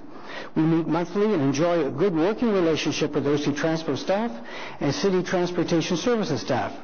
We are no strangers to this committee, Mr. Chairman, as we have made presentations to Transportation Committee on budget issues important to seniors on a number of occasions. We're here today to speak to you about the budget for winter sidewalk maintenance, the need not only to adhere to the standards that City Council has set out for winter sidewalk maintenance, but to ask for additional resources for winter sidewalk maintenance in order to improve the ability of seniors to safely use our sidewalks in winter. You have heard from the Age-Friendly Pedestrian Safety Walkability Committee on this matter, but we're here to emphasize the importance of this issue. Winter sidewalk maintenance is and continues to be a major concern for many seniors in Ottawa. As you know, seniors number over 140,000 people in Ottawa, according to the 2016 census, 15% of our population. Clearly, the presence of snow and ice on our sidewalks inhibits the ability of seniors to walk to local destinations in their neighborhood and to access public transit at bus stops. In parenthesis, Mr. Chairman, my mother would like me to mention to you, she's 91, she lives in Glaber Park, she's on a collector road with a sidewalk, she can walk in the summer to the drugstore to her banking, in winter she is housebound. That's not acceptable. Your transportation master plan recognizes this challenge and promises that efforts will be made to improve walkability during winter. We're here to ask that you honor this commitment, not just maintain the status quo as the budget presents. The additional funds going into the budget brings it back to last year's standards, or last year's amount. This requires additional resources and the commitment to improve winter walkability beyond returning to last year's funding levels as the current budget proposes. And that is my presentation on behalf of the Ottawa Seniors Transportation Committee, Mr. Chairman. Thank you very much. Are there any questions for Councillor Cullen, or Mr. Cullen, excuse me? Thank you, but no longer Seeing none, thank you very much, Mr. Cullen. There are no other delegations signed up on my list. Is there anyone else who would like to speak? If not, forever hold your peace. Thank you very much. Just before we begin with the councillors who have indicated they have some questions, I have some. Ms. Similik, is it possible, many presenters asked us to not widen roads today and to invest that money instead in public transit. Are we legally able to do that? Chair, your widening of roads or new roads is funded 95% from development charges that are raised for the purposes of roads. As per the bylaw, the DC bylaw, so you raise DC roads funds, you can't use those for anything other than for roads. Thank you very much. A number of members have also asked us to raise parking in order to do similar. Can we simply arbitrarily raise parking rates and take that money and invest it into alternative modes of transportation? You have an adopted policy on how parking rates, the process and how parking rates can be increased. That policy requires the agreement of not only the ward council where the parking is, but also of the community associations and the BIA. So we cannot arbitrarily just increase the rates. There's a whole process that we have to go through before that can happen. Okay. Thank you very much. First, Councillor on the list is Brockington. Thank you, Mr. Chair, and thank you to staff for the presentation and to all the delegations for providing some very good input to this session. I have a number of questions, so Mr. Chair, when you've had enough, just let me know. We have had a report as recent as the LRT Phase 2 to talk about cost pressures for labor and components that are driving up the prices. I'd like to know whether there's risk involved in the 2019 budget with respect to the monies going towards road maintenance and repairs, the pothole budget line. Are we getting preliminary cost projections that are well above what the city was initially estimating? Chair, I can speak to maybe the resurfacing program and road renewal programs. We have a couple of tenders that are actually closed, and what we're seeing are that the prices are close or slightly over what we had projected. But at this point, we're still confident that we're going to be able to deliver what's presented in front of council. The flexibility that we may not have that we might have had in the past is, with favorable prices, is the ability to do a bit more, especially projects below the line. We don't anticipate that to be the case this year. So if during the year, as you continue to tender, you're starting to see more price creep, how do you make a decision? Do you come back and ask for more funds to exhaust your list, or do you just say this is the money that council's allocated and we're just going to have to cut certain projects off?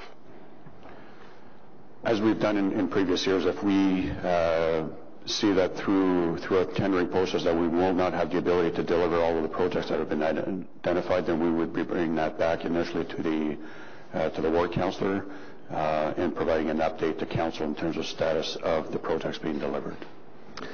The chair indicated that the sidewalk standards are going to be reviewed this term of council. I had an inquiry written with respect to looking at ice mitigation on sidewalks. Can you tell me how is the strategy going to change in 2020 and the years going forward, given that icy conditions are here to stay experts are predicting, more challenging weather that will create more and more ice.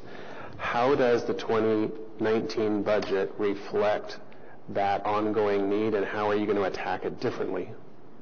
Chair, for 2019, we are getting growth on the sidewalk side, so that'll add resources and staff to our sidewalk deployment.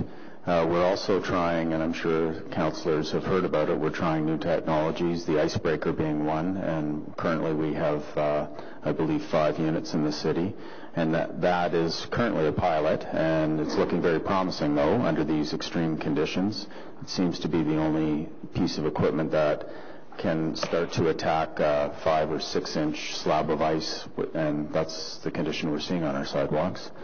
So if that does bear fruit, that piece of technology, then we'll start purchasing more of those units, the attachment and the specific unit that it has to go on. We'll do that through our replacement program. We have an ongoing replacement program, so we'll be swapping out old machines for these new machines. And we'll do more equitable disbursement of those machines across the city so that we can pinpoint some of the worst areas and tackle them with these icebreakers. Just from my own knowledge, in areas where we know there are a higher concentration of people who have mobility challenges, do we prioritize snowplow or sidewalk plow operations? Does that get a greater priority? Chair, we do work with many groups like Walk Ottawa, the Snow Moles, and we're receptive to that input, both not just for the winter operations, but also we work closely with them for summer operations, for sidewalk repairs that cause trip hazards in areas where seniors are walking. Though overall, given that we do spot maintenance for trouble spots that they identify when we can during our deployment, overall it does fall down to our maintenance quality standards. So in some of these areas, as you all know, we've got snow-packed condition of sidewalks. That's the level of standard we provide.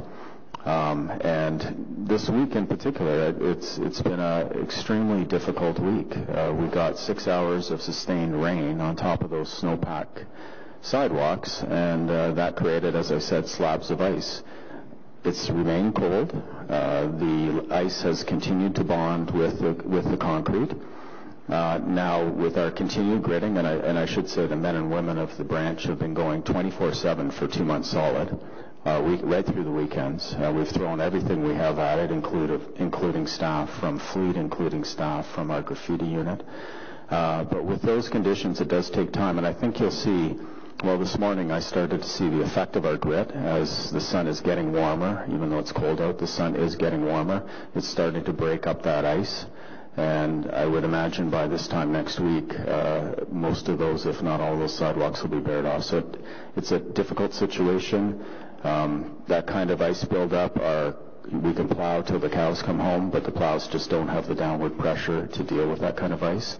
So as I said, the icebreakers seem to be making a difference. Grit will make a difference. It's a slower process, but with the warm sun, those sidewalks will start to break up. Thank you for that. Just the budget has some fairly big resources allocated towards the baseline BRT project. In 2020, $25 million, 2021, $114 million. Can staff just explain what those budget lines are going towards? I thought we were still waiting for some key partnership announcements from other levels of government. Mr. Chair, I'll just ask Ms. Chi to elaborate.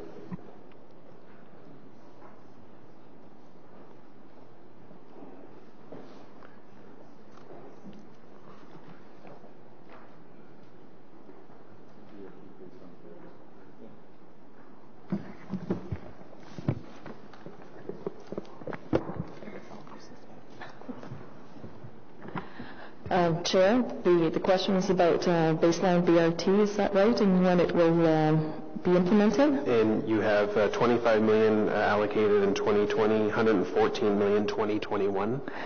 Yes. What are those earmarked for specifically? That would be the construction dollars, because right now we're working on the detailed design to get a contract package out. Was the city not anticipating a partnership agreement with either the provincial or federal government? That is another aspect that I would have to check with finance on the funding of that, because the bigger projects are intended to. Yes, those projects are dependent upon receiving both federal and provincial funding. Including these two budget lines I've mentioned? Yes. Okay, that's good to clarify. I have some other minor questions I'm not going to ask at the committee just to save time. I'll just follow off offline with staff. I just want to make a parting comment, just going back to the sidewalks. We've all received a significant amount of correspondence from our residents this past winter. It's obviously not staff's fault about the type of weather patterns that we have. What we've heard loud and clear from our residents is that the status quo can't change. I acknowledge that staff are experimenting with different technology, and I welcome that. I think the takeaway is that we can't rely on the status quo, that as our weather patterns change, people can't remain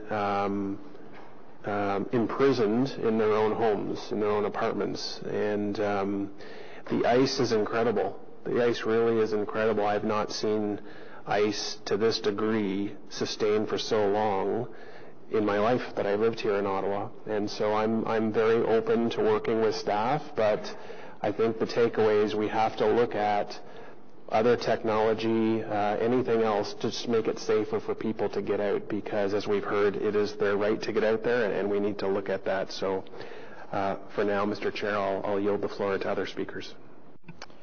Thank you, Councillor. Councillor Fleury. Merci, Monsieur le Président. So I've been on this committee now for 8 years, and just wanted to follow up on a couple of elements that we've had in previous terms that we didn't talk about, but want to make sure that are carried through. So can staff confirm that per ward we still have a financing for 1 PXO a year? Is that still the plan for this budget cycle?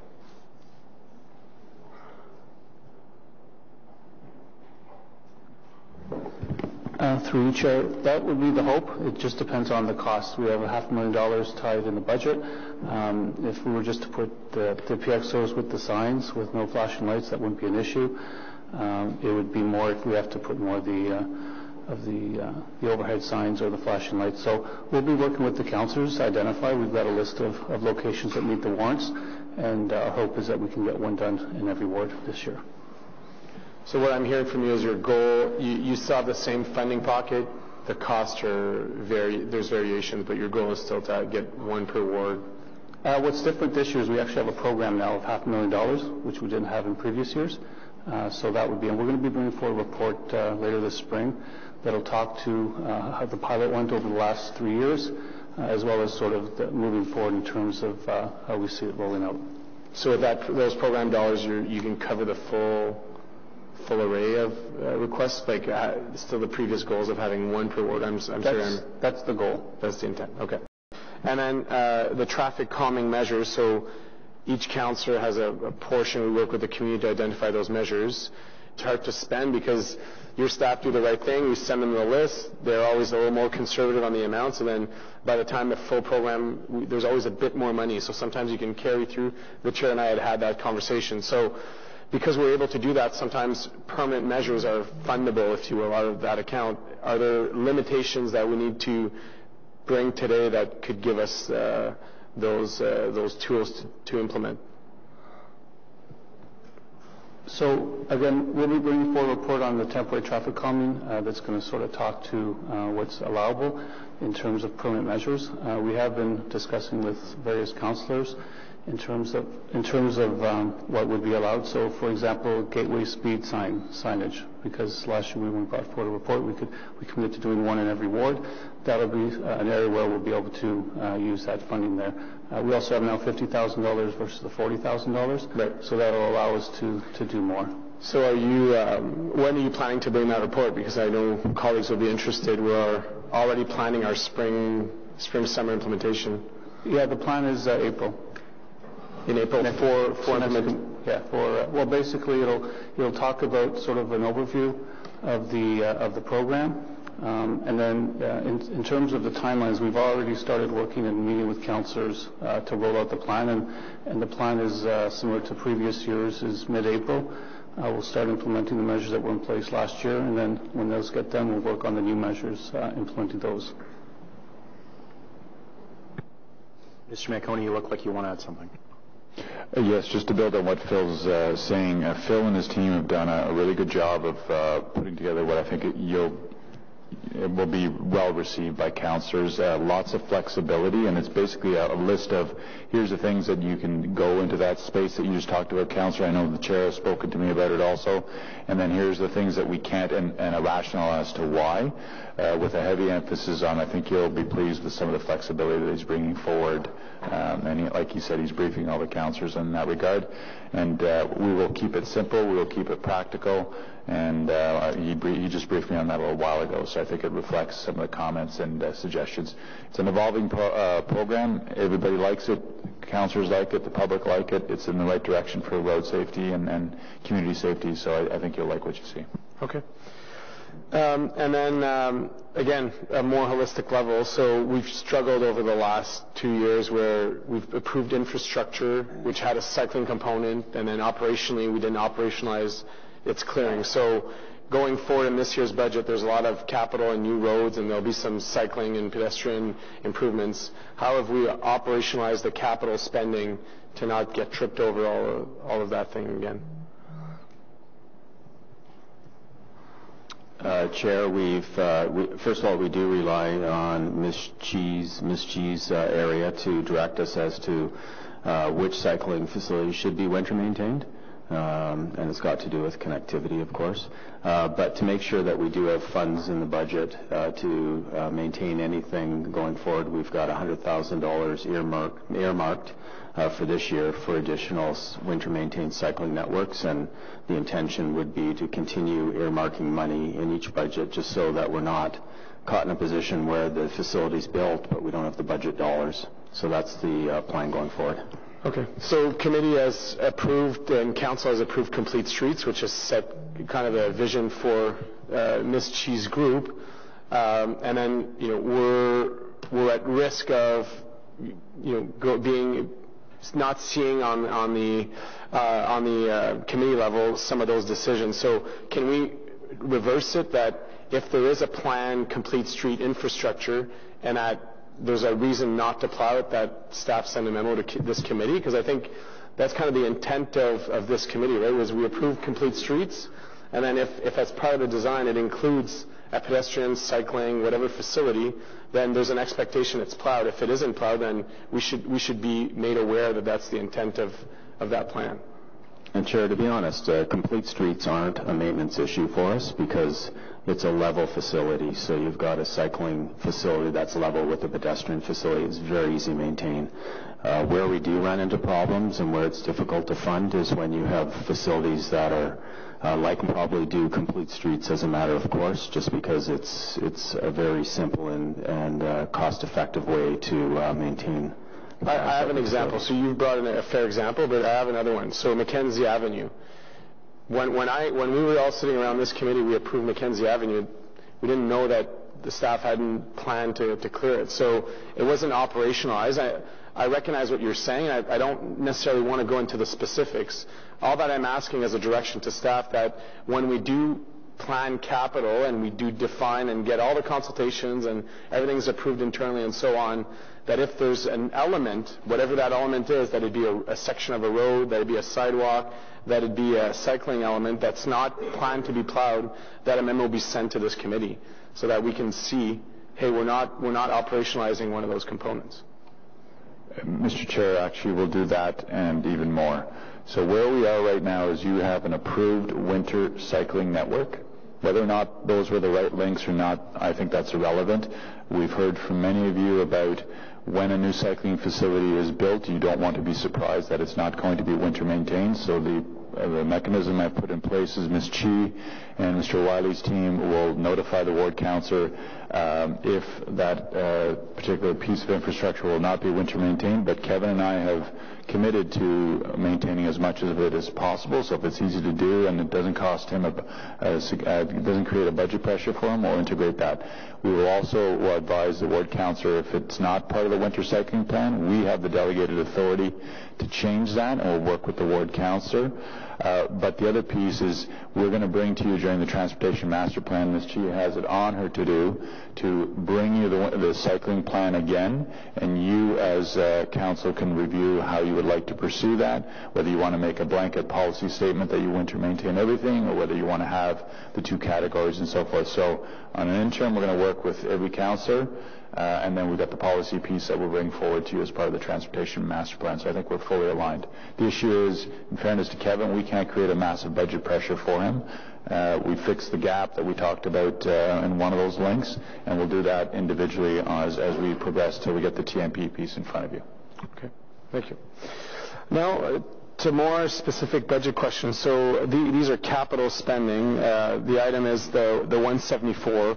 The item is 908999. All I'm looking for is it was very hard to follow. There's like 6 different 174 components. I'm supportive. I don't want to scare colleagues here. I'm just curious to know what is the amount we're spending on the 174 going forward as part of this year's capital budget. We'll have to take that away, Councillor, and add up all the various... You see what I mean, right? Pardon? It wasn't a one-liner. There's a series of elements, and it's hard to follow. I know, and so we'll take it away and do that work for you and bring that back to you. Okay. Sorry, Mr. Chair, if that comes back, can that come back to the committee instead of just the individual councillor, if you don't mind? Thank you. Certainly, Councillor. We'll send a response to the Chair and CC all of the members of the committee. Okay. I want to get into the fleet discussion. Every year, that's the one that interests me because, I think I've made some points over the years that I believe we buy too many of the SUVs for folks that might not need them. But my point is, I'm curious to see on page 26, fleet supply, chain, and training.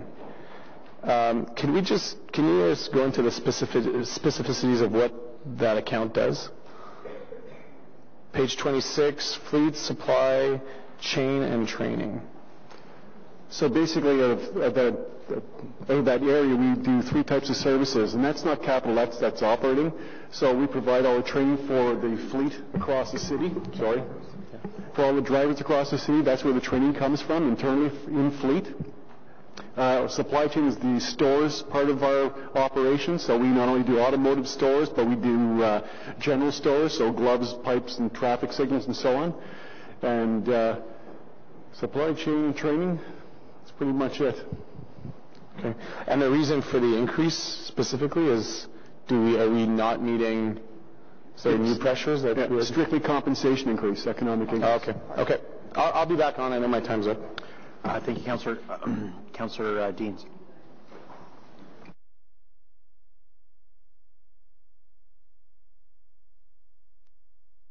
Thank you very much, Mr. Chair. I just have a number of questions. First one on pavement markings. Last year I did an inquiry and asked about pavement markings. It's a provincial change in the paint has created a situation where the pavement markings just wash away quite quickly. And of course, if you're out driving on the roads these days, they're all but gone.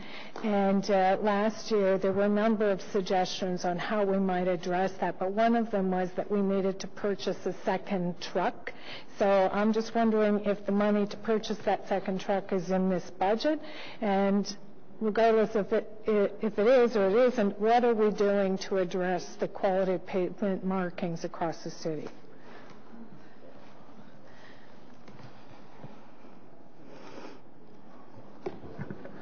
So the second truck's not in the 2019 budget, but we will be bringing forward a report in May that's going to talk to the whole program itself in terms of what we're going to do to improve the markings and in terms of the quality of the markings so that they last longer, as well as the equipment that's required to ensure that stays in place based on all the growth we've had. So then that means for 2019 we're not addressing the issue in a real way. Well, no, in 2019 we have a new truck that was purchased that we did receive, and it'll start this spring.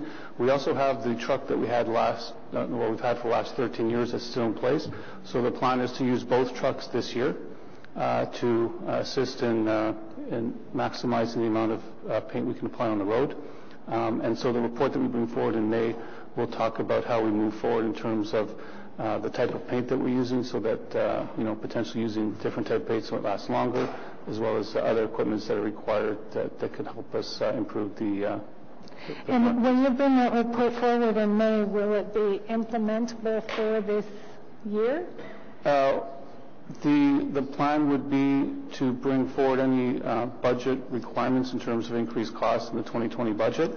But we still, like I said, we plan to have 2 trucks out this year. One will be the older truck. So it'll be better than last year, but it's not as good as it could be if we had moved it up and brought forward the report for approval to meet this budget. Potentially, although the reality with purchasing new vehicles, it takes a time to get to that point. So the May report will suggest more purchase of vehicles? Well, the 13-year-old vehicle is almost at the end of its life, so it will be basically we're just keeping that vehicle, and hopefully it stays it's operable, which we feel it can based on what we did last year. But the second truck would then have 2 vehicles in our fleet specific for the longitudinal lines. Okay, thank you for that. My next question is about signalized intersections, because I think all members of council probably have intersections in their ward that have fully met 100% of the warrant for signalization. But in this draft 2019 budget, there's only one intersection in the entire city of Ottawa that's going to be funded, which in my estimation actually creates a safety hazard. Lots of intersections that meet a full warrant need that signalization or the traffic circle or whatever the solution is. But why are we only funding one intersection across the entire city? Mr. Chair, I'll answer that one. Phil has rightfully identified the backlog. It's 28 warranted signals, Councillor. I know Councillor Humbly asked me the same thing. He's got some that he wants done. It's about fitting it all in terms of affordability. The advice that I've given councillors is that can we look at beyond 2019 and do an incremental phase-in, stepping in more than one a year, and that has to just compete against all the other priorities in that regard. But you are quite right. There's a backlog of 28 warranted signals across the city, and this budget provides for one. Phil did put forward additional requests, and it just can't fit within the allocations. Okay, I don't know about anybody else, but I just don't think this is good enough. We have 28 warranted intersections across the city, and we're funding one. At that rate, we're just going to keep creating a bigger problem. So if we were looking for some additional funds to go into this program, where would we look?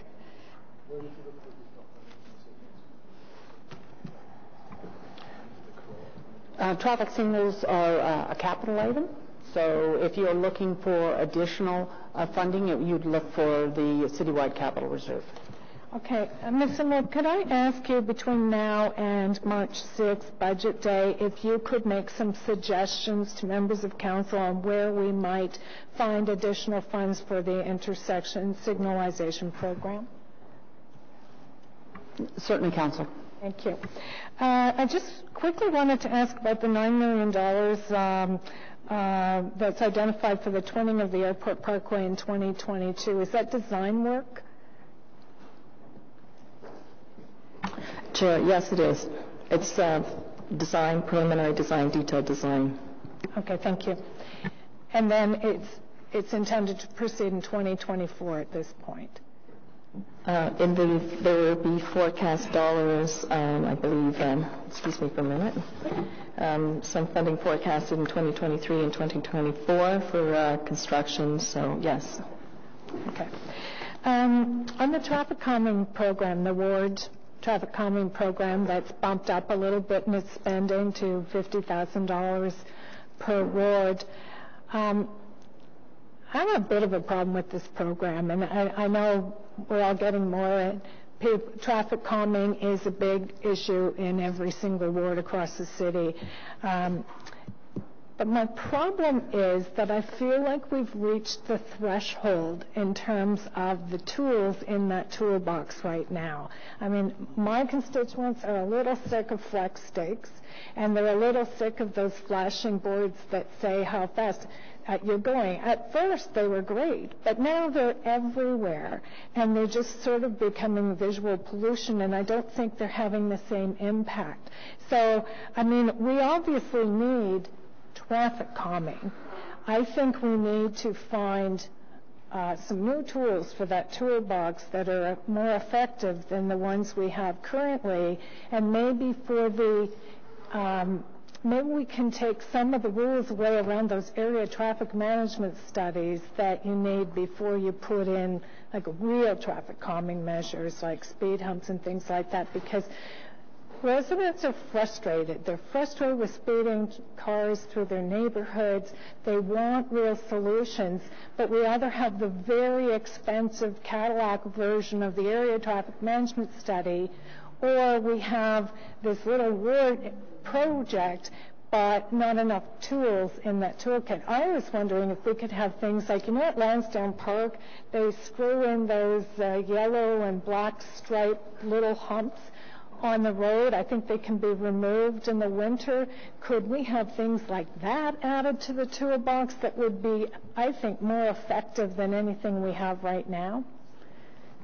Councillor, I think that speaks to the comments that were raised earlier on.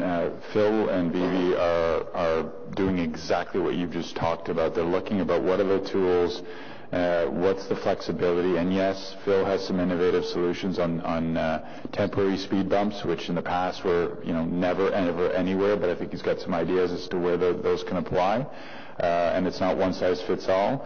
And he's going to bring you that list of some of the things that you can do to change it up a bit. And then he's aligned with Vivi. It's a joint exercise so that it's not the longer, bigger studies. We are trying to create that flexibility that we've heard from many of you. Thank you. And just my last question, I guess it just pertains to the winter operations like everyone else. I mean, it's bad out there, and we all know that. But I look at the budget. We've added $50,000 to the base for roads, $2.1 million to maintaining services, and $1.5 million for growth. So I guess the good news is that it's better than it was. But the bad news is, even at this level, it is $3.5 million under what we're forecasting to spend in 2018. So why don't we try to better match our reality with the budget number that we plug into this budget? Chair, first of all, the budget is, in terms of growth, is tied to the growth in the city, of course, and that's where we try and target it. When we look back over the last, and we don't budget for the least severe winter, we don't budget for the most severe winter, and I know this year everybody is pretty well agreed that this is a fairly, if not one of the most severe winters we've gone through in terms of the different things we've had to deal with, the thaws, the rain, etc. But just by way of comment, in the last 10 years, if you do a straight average of what our actual costs were, not including inflation, we're only at $66.5 million. And now we've brought the budget up over the last 4 years to $70.4 million. So I think we're approaching, if not at the point where we can deal with an average winter. And going forward, I believe the intent of the city treasurer, et cetera, is to continue that measured growth towards and put it towards winter operations. For sure, it's a marked improvement, for sure, the budgeting this year over previous years. I just wonder if it's still enough, just looking at what's happening. And even for 2019, I mean, we already know we've probably blown the budget for 2019 before we even started, so it would seem to make sense to bump up that number to the extent possible. I think I'll leave it at that. Thank you. Thank you, Councillor Deans. Councillor Menard. Thanks very much, Chair. Thank you for the presentation. I wanted to start on snow clearing, recognizing we've had a very challenging year this year with record-setting snowfalls, and I know our staff are out 24/7 doing all they can to clear those sidewalks and roads. Compared to last year, how much are we actually over budget compared to what we're budgeting for this year? Sure, we won't have those numbers until the Q1 report, which is when finance will bundle everything up coming out of the winter. However, given the fact that we have been 24/7 every weekend, multiple removals, continuous plowing, continuous gridding, it's going to be we're going to come out of this winter with a deficit for sure. Exact number of the deficit, I can't say right now. Okay. Thank you for that. And I just, this is more on the specifics of the budget. There's explanatory notes on page 38 of a $7.5 million winter operations cost overage because of the higher precipitation, the freeze-thaw cycle.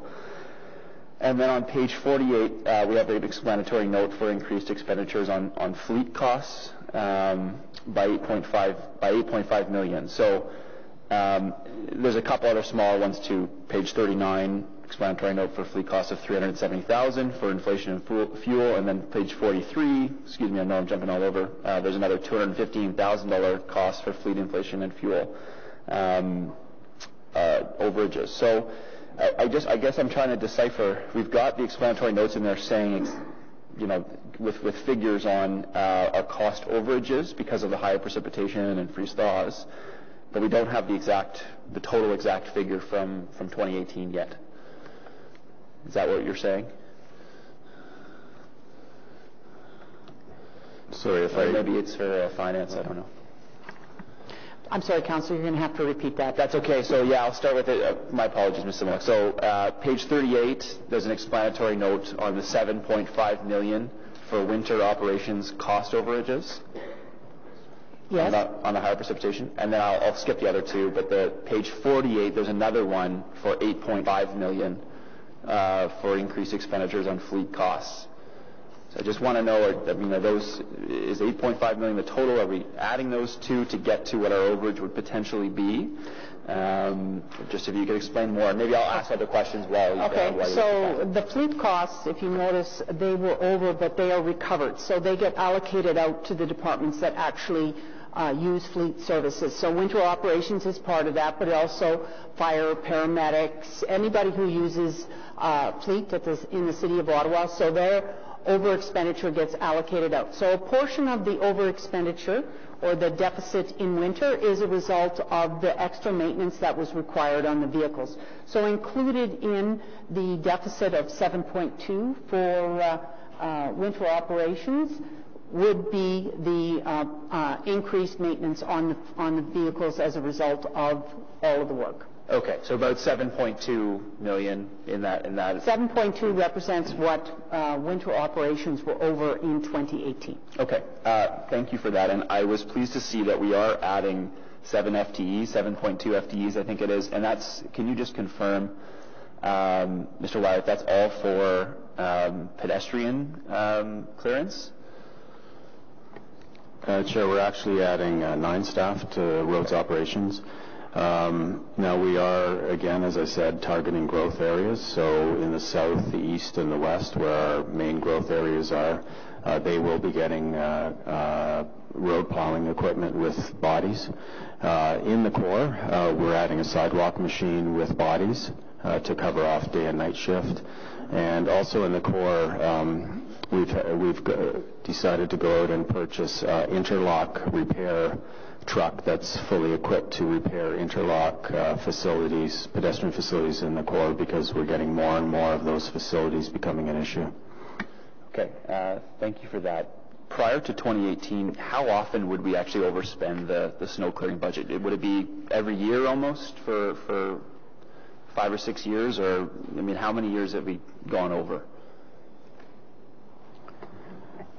Chair, since 2007, we've gone over by some amount of money all but 2 years. So in 2010 and 2011, we were actually able to put about $11 million back in the reserve fund. But every year since then, we've gone over budget to some extent, sometimes very small amounts and sometimes larger amounts, depending on the winter we had. Now, given that, I believe, Ms. Simlick can correct me if I'm wrong, but I believe we've only had to go to the Winter Operations Reserve once, and now the Winter Operations Reserve's been rolled into the corporate reserves. But I believe at the end of the day, the books have balanced out. We haven't had to go into the reserves except for 1 year over those 10 years. So that's good news. We have a good backstop for us in terms of the reserve funds if we ever get to a position where our deficit is creating a corporate deficit. Okay. Thank you for that. And I understand the maintenance quality standards are really where the focus needs to be in the near future for changing the way that we operate on our streets and our sidewalks, and that there could be costs associated with that when we do that, and that's the process to undertake that. I want to move on to roads.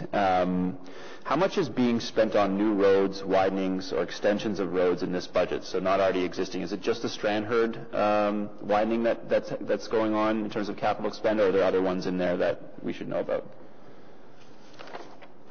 Chair, the Strandherd Drive account is the main construction project this year. Okay. Thank you. Thanks for that. What is the estimate of reduced congestion on the road as a result of widening? Are we expecting a lot more traffic flow because we're widening the road? Is it for a bus-only lane? What can we expect in terms of improvement as a result of the widening of the road? Well, this is part of the network, the road network in the Transportation Master Plan. It supports the growth in that area. And specifically for that project, there's also funding to grade separate with the rail corridor, so there was a safety issue there as well. So the network is planned, or the projects are planned at the network level, so I can't just pull out one and say this is the benefit of just that one project in terms of congestion reduction, because they all link in. So how did I answer your question? Well, I mean, that's fair what you're saying. Obviously, I'd love to know if we're going to be meaningfully, like the concept of induced demand, right? That as you widen roads, more cars will use them, so congestion will stay relatively the same. So it's not for a bus-only lane, though, right? It's not. It is for 2 traffic lanes fully. It's not a bus-only lane. That's correct. Okay. Okay, and the spend on that is $26 million, thereabouts. How much of that is DCs, and how much is our own spend outside of DCs? Most of the road growth projects are about 95% funded through DCs. Okay, and this is the case in this scenario as well, 95%. Okay, and that DC bylaw, the development charge bylaw, can be changed. I mean, I heard the comment from the chair at the beginning, but we can change that. I think we are looking for an update sometime soon on that bylaw that exists. Is that correct? It's coming to you in probably, actually we're in March, so I think this month, and has to be adopted by May. So it's under the DC bylaw, you raise funds for the projects that are identified in there. So you have to have projects that, in order to raise funds, you just can't put in any number. It's all based on what's in your background study. Yeah. Okay. Transit project, active transportation project, road projects. Okay. That's great. Thank you for that. My last piece of questions is around parking. So can you give us the rationale for not raising on-street parking rates for quite some time, for a decade? And Chair, I'll ask Scott Caldwell to come up and answer the councillors' questions.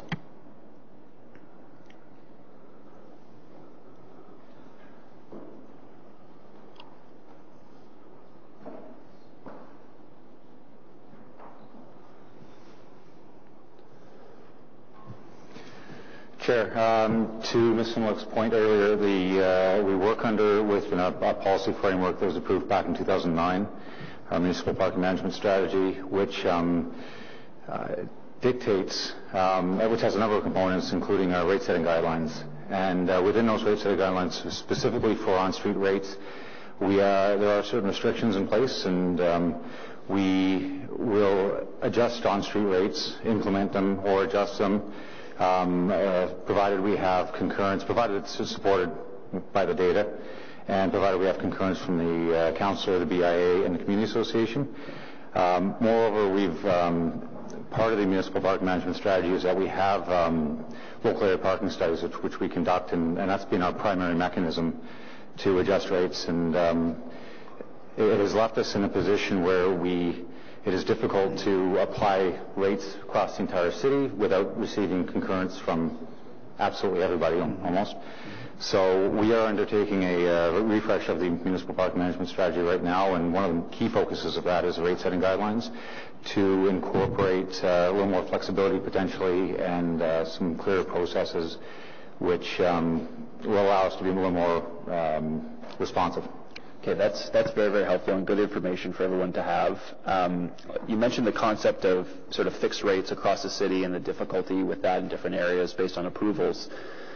Is dynamic pricing for parking one of the concepts we're looking at in the future, whereby technology enables us to look at where the demand is happening, and we're able to say the rates will reflect that demand if there's less or more demand in that area? Chair, yes. To this point, when the municipal park management strategy was approved in 2009, there was a one-size-fits-all. There was one rate across the city anywhere where we had on-street parking.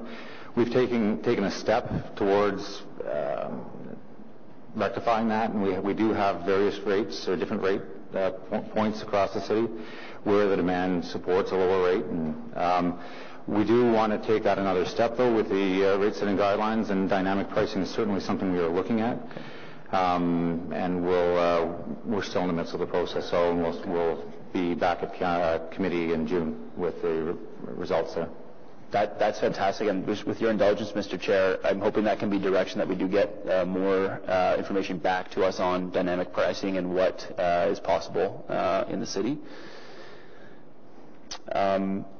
Couple other questions, and I have a motion, but I've understood from the chair later on is better to bring it forward, so I won't bring it forward right now. What is the rationale for us not charging on-street parking during Sundays? Through Chair, that is actually that has come up in the past, and as far back as I believe it's 2007, 2008, and the decision was made at that point in time not to pursue that. But that is something that we'll at least start the conversation on with our current strategy review. With respect to rates, we're looking at how do we adjust rates in existing paid areas, what's the process to implement in new areas, and how do we address some of those inconsistencies related to evening parking, Saturdays and Sundays. So that'll all be part of the discussion we can have in June.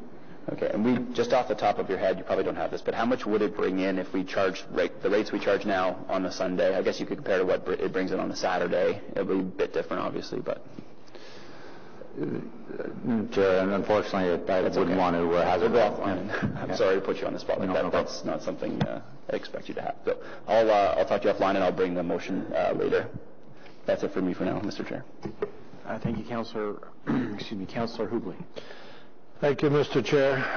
So I have a few questions. I'm going to start with the changes that we made to the snow clearing standards over the last 2 years. Is there a plan to review those now that they've been implemented? You've got at least one full season in with the changes. And I'll give you a couple examples of what I'm looking at. We made changes to the Class 5 streets that in some cases were just going down the middle of the road and clearing and coming around. And what I find is that really narrows the street after a couple of snowfalls. And the second one is the grit in the middle of the road. We're just dumping it in the middle. But especially in the burbs, we have a lot of people that walk on those streets.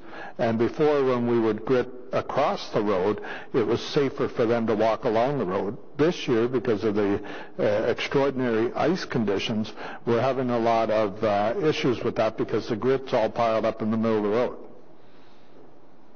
Chair, I think the councillor is referring more to perhaps practice in his area, not changings of the standards, because we do adhere to the standards. The one pass, I'm not aware that that's being practiced, and I'll take that away and follow up on that. That should not be the practice unless there's certain circumstances. With respect to the grit, or oftentimes it'll be grit mixed with a bit of salt, that has been a long-standing practice when conditions warrant, and the conditions that would warrant would be if you're starting to get warmer weather and you've got an opportunity to break up those roads. And typically what we'll do is put a strip of grit with salt down the middle. That starts to break up the middle. As traffic goes over that grit, it pushes it to the sides, and then we'll come back shortly with a plow or a grader and get rid of what's basically slushy ice. And usually that would be a springtime operation, or if there's a good stretch of weather in the winter, but typically a springtime operation. That's how we open up our residential snowpack streets. Okay, thank you. And my next question is, earlier, I believe it was Councillor Brockington that asked about the areas where we have identified people with mobility issues getting a different level of service. Have we actually made any organized effort to go out and ask the citizens of Ottawa to identify if they meet those conditions? Chair, we do work with some of the mobility groups like Walk Ottawa and the Council on Aging. We receive their information when they go out and do sidewalk surveys, and we take that information and we do respond to it in some fashion. Now, I will say, typically it's more ad hoc. It's not a actual policy or program, but that's something that we can take away and potentially roll into the maintenance quality standards. I know we've had we heard today about school loading zones. I know many councillors have asked me about school loading zones. They are also not included in the maintenance quality standards. So that's potentially something we should roll in, as our multi-use pathways are not specifically pointed out in the maintenance quality standards, keeping in mind that they were done in 2003 and have not been refreshed. So we'll be looking to Council to give us some input on what areas of the maintenance quality standards Council wants to look at, and what options. We'll be bringing forth options, of course, at varying degrees of maintenance, and of course varying resource requirements for that maintenance. But we're open to it's nigh time, and we're open to renew it now, or to review it now. Okay, thank you. And now over to Mr. Landry, if he's still here, about the line painting redos. I believe Councillor Deans had touched on a number of that. I've got real concern with that there's some that were just painted last year, and now they're asking us to repaint them. So I'm about to do a major refresh across the ward of the painting, and I'm wondering where you're at with changing to better paint. Our standard practice is to repaint every road once a year, so it's not that's not the case. We had the challenges 2 years ago, and we had I think we lost about 35% of our trips because of the rain. Last year we were able to catch up because of the fact that it was a much better summer. So the plan is still to continue with that refresh every year. It starts usually the first week of May and goes to the first week of November. And so what we're going to be bringing forward is maybe looking at the quality of the paint in terms of, the challenges we've had since the changes were made back in 2012, I believe, is that we couldn't use the paint that we used back in the early 2000s. And so there's other products that are out there. Now they're more expensive, and so that's what we'll be bringing forward in terms of a report and our recommendation in terms of how do we move forward. But would that be a pressure on your budget here, like what we're discussing today, or is that something that's just going to get passed on to the councillors through their traffic calming budget? No, it would be a pressure in the 2020 budget in terms of anything that we would recommend council approve in that report. Okay, thank you. And okay, now I'm going to go back to the sidewalk machine. So Kevin left, eh? All right, I can skip that one. I'll go to who can talk to the interlock repairs? Is that again going to be Kevin? Okay. And my third point was to do with fire hydrants, clearing the snow on fire hydrant. Kevin again? Do you want to come back to me then? I have 3 questions and he's not available. Yes, we'll come back, Councillor. Okay, thank you. Councillor Luloff, please. Thank you, Mr. Chair.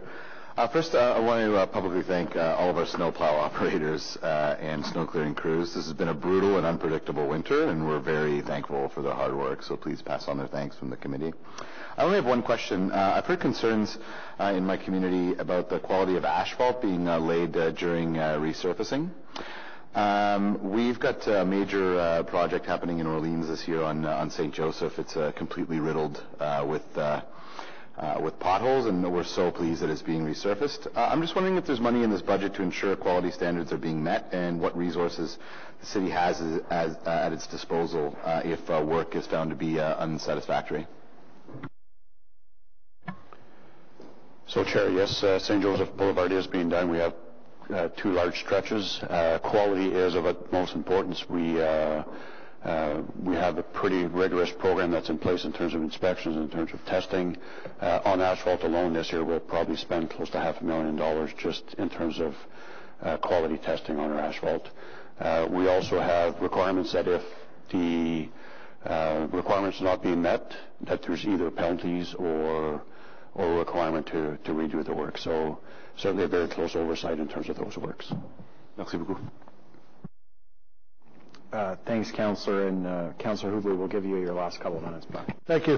Mr. Wiley, the sidewalk machine that you talked about earlier, for the first time I heard the number 5 possible machines out there. Is that correct?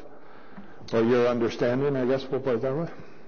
Correct, Chair. We had 4 on lease, and we just recently, as of last week, got a 5th demonstration unit.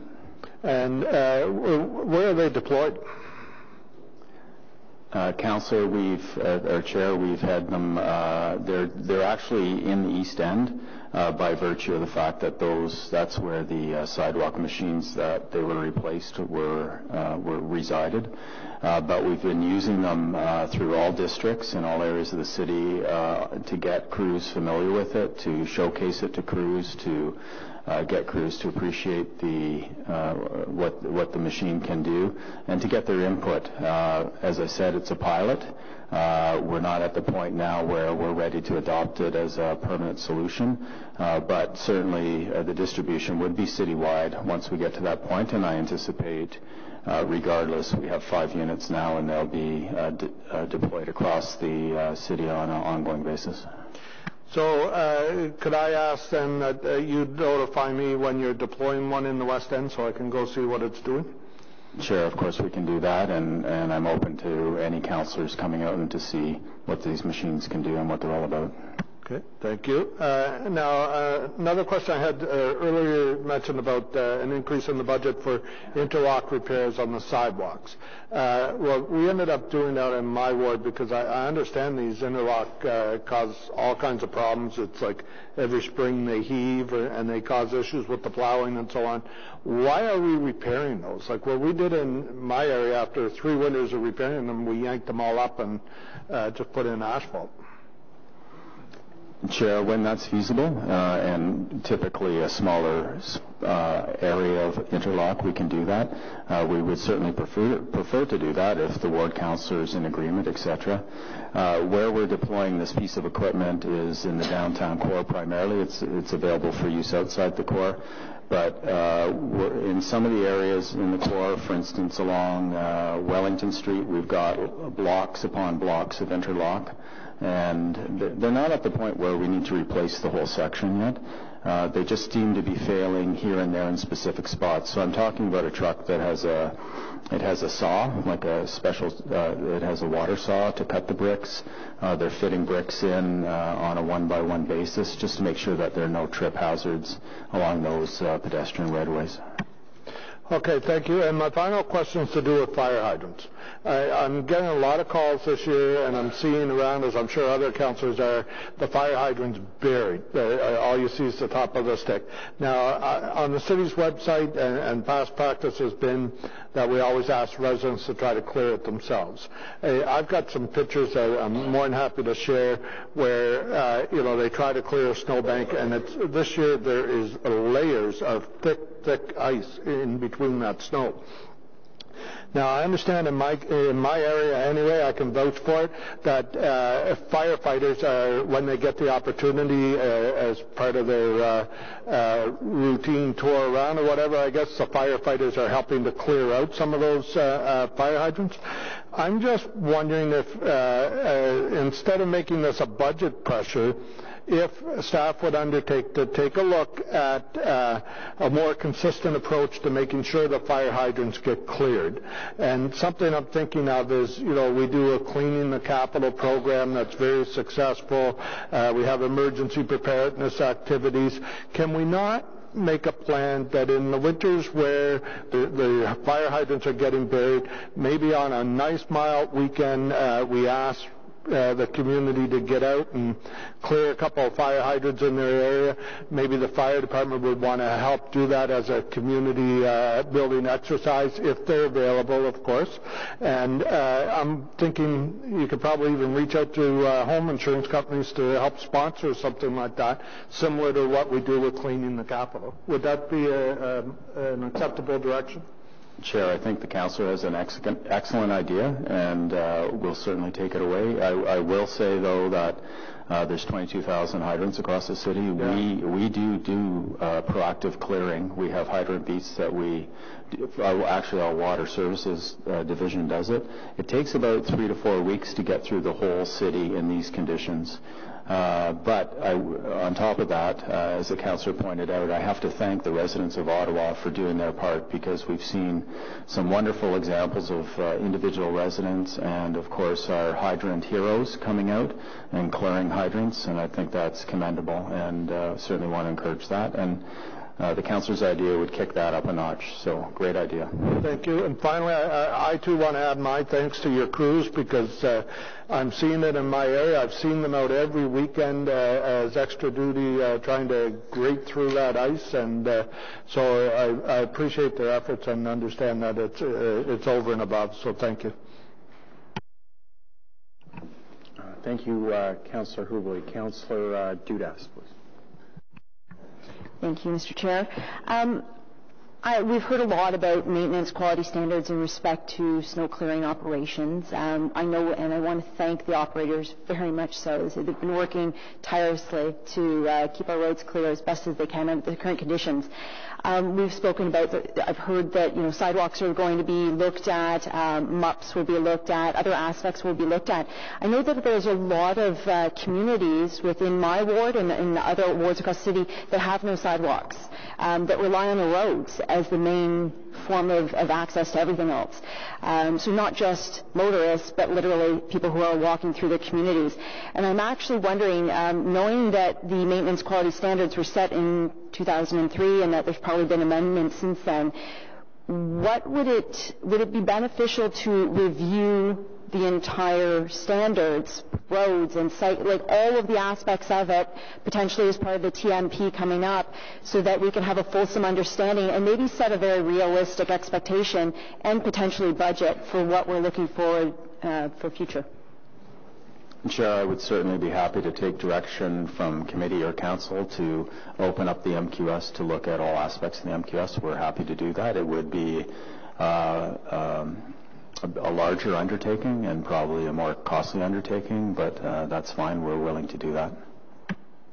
maybe I can work with you, Mr. Chair, to determine that, because I just think that that's the one thing is I want to make sure I have for residents within my community, as do all of us, who have accessibility issues, or even just people who want to get to work or transit every day, and they're having to walk down roads, and it's difficult for them. So I want to keep that in mind as we go forward.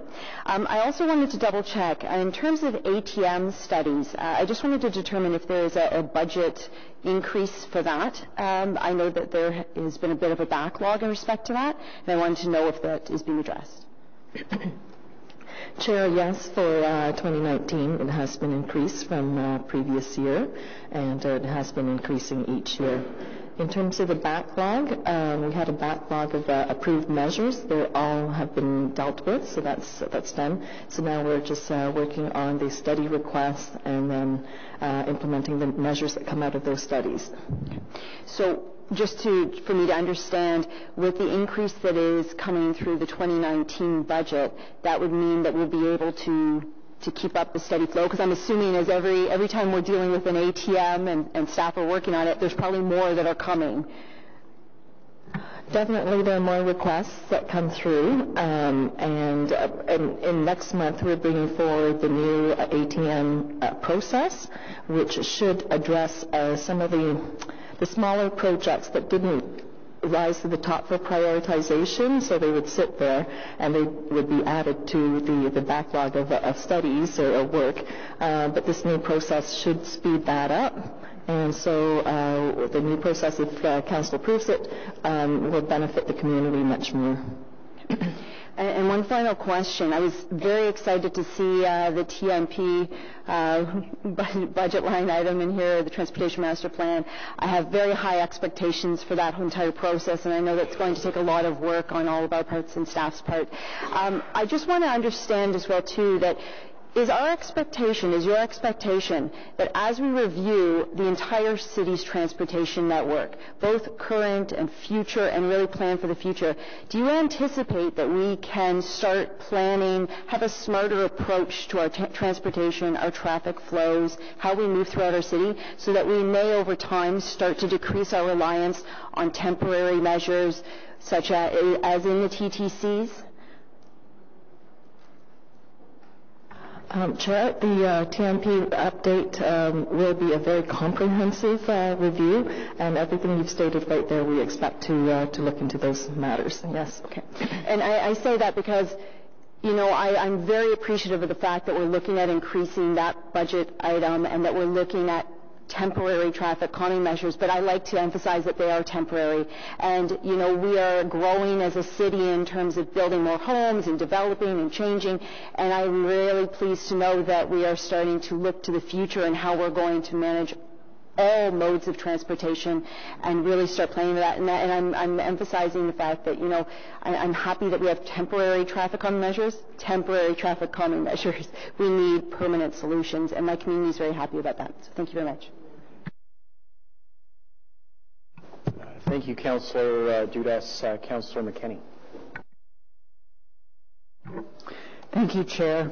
I just want to pick up on the area traffic management studies, and happy to hear that we'll be looking at different processes, because at this rate we know that it takes decades. So for a street or a roadway that we identified today as needing a study to see what we can do to make it function better, by the time it lands, it could be, completely different. It could function very differently. We saw that with the traffic calming studies that were done in the late 90s and early 2000s, and some of those measures in Somerset Ward we just put in place in the last couple of years. So we identified in 1999, 2004, some of the measures that we had to take for traffic calming, and in 2015-16 we were telling people we were coming back. So we heard from a resident today about a local road and the issues there. And although we were able to put in some temporary traffic calming measures that I think certainly contributed to the decrease in the through traffic on that street, on McLeod Street. Still 1,400 cars a day on what's essentially a local road is a substantive amount. So I just want to ask, specific to that area, and I know that it's been indicated to us that it doesn't qualify for a full study, but is there anything that we can do when we're looking at the Catherine Isabella functional design study to take a look at one or two streets over, like McLeod? Is that something that you would recommend?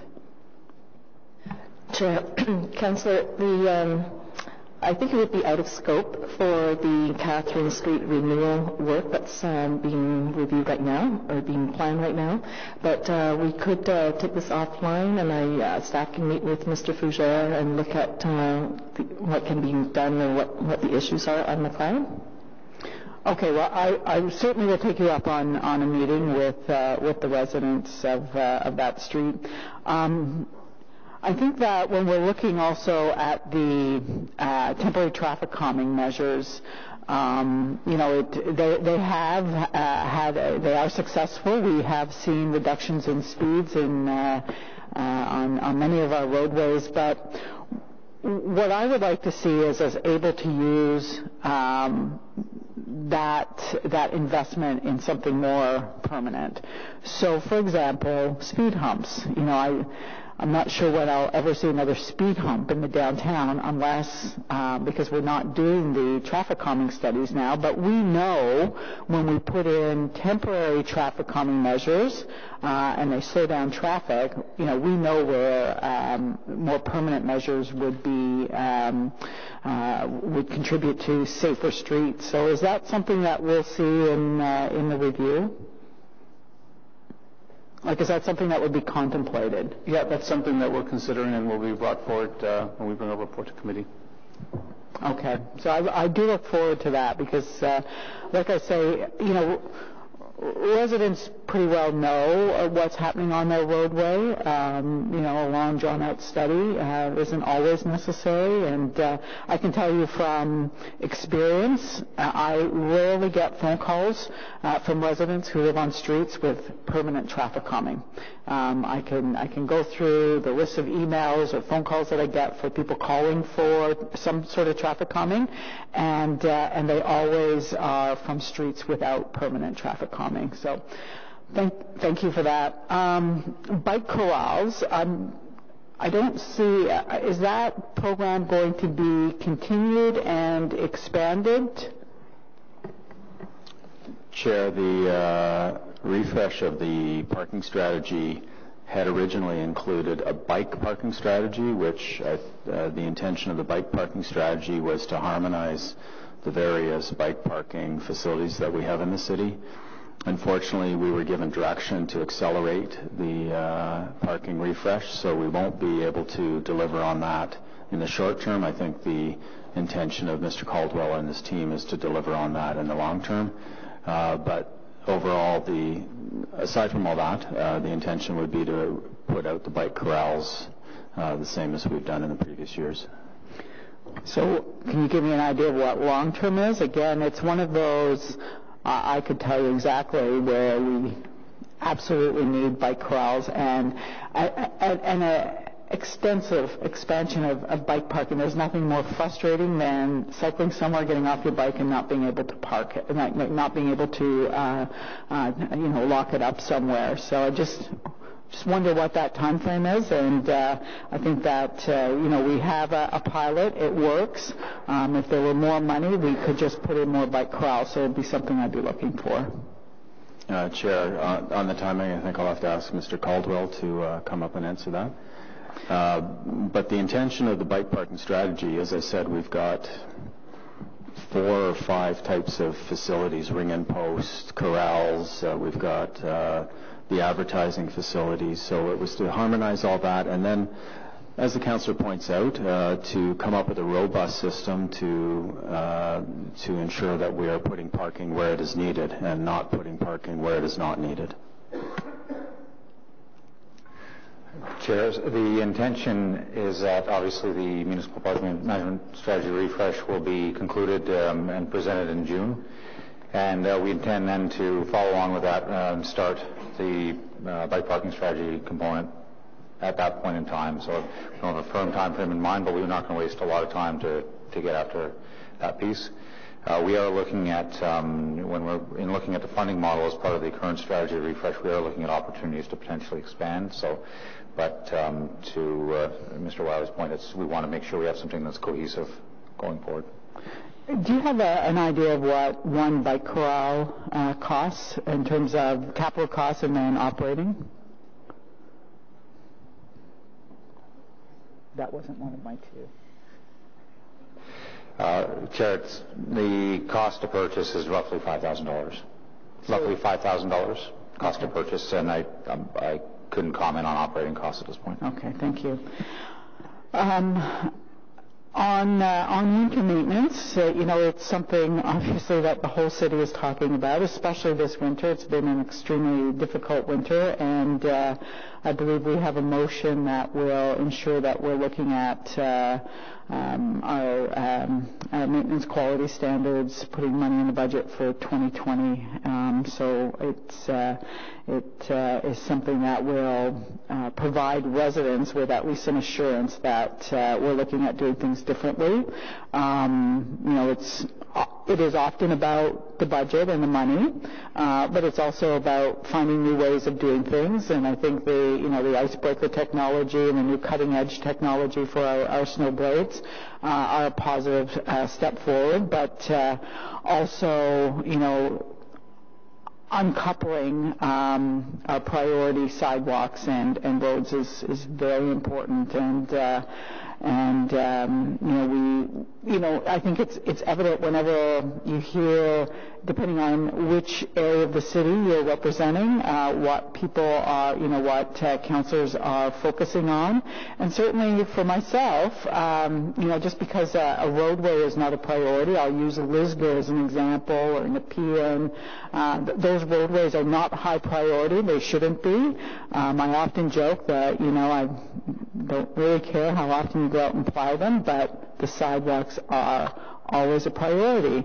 Because what happens is Lisgar, it's not a high priority roadway, doesn't carry transit, it's not a through street, but thousands of pedestrians take it every day. 74% of people who live and work in the downtown walk to work. So it's coupled, the street and the sidewalk, and Councillor Fleury has brought this up before, are coupled together, and it's something that we have to undo. We have to treat our sidewalk priorities different from our roadways. So I'm going to leave that. I have one last question, and it's just a memo that was sent out to Council on savings, February 7th, Corporate Productivity and Efficiency Overview from 2001 to 2018.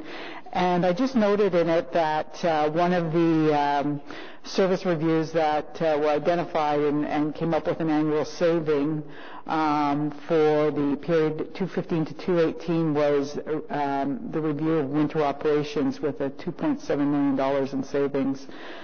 Just wondered what that was, but how did we reinvest that money in winter maintenance? Chair, that report is the one I had alluded to, Councillor Fleury. We will be coming forward with an IPD on the results, and we tried many different deployment models as part of the. It was actually a consultant report at the time. The intention was to contain costs and also to reinvest any savings back into the operation, so to allow the operation to grow in the growth areas. That at the time was the answer to deal with our growth areas in the city. Unfortunately, with this winter, we've been piloting many initiatives in road operations in terms of how we deploy under what storm. So, for instance, if you've got a 5-centimeter dusting of snow, it's not all hands on deck. We have a specific deployment plan, and it's been quite successful. Unfortunately, with the winter we've had, those pilots have kind of gone out the window over the last few months. So But we will come forward with our findings. Some things we tried didn't work so well; they weren't as successful.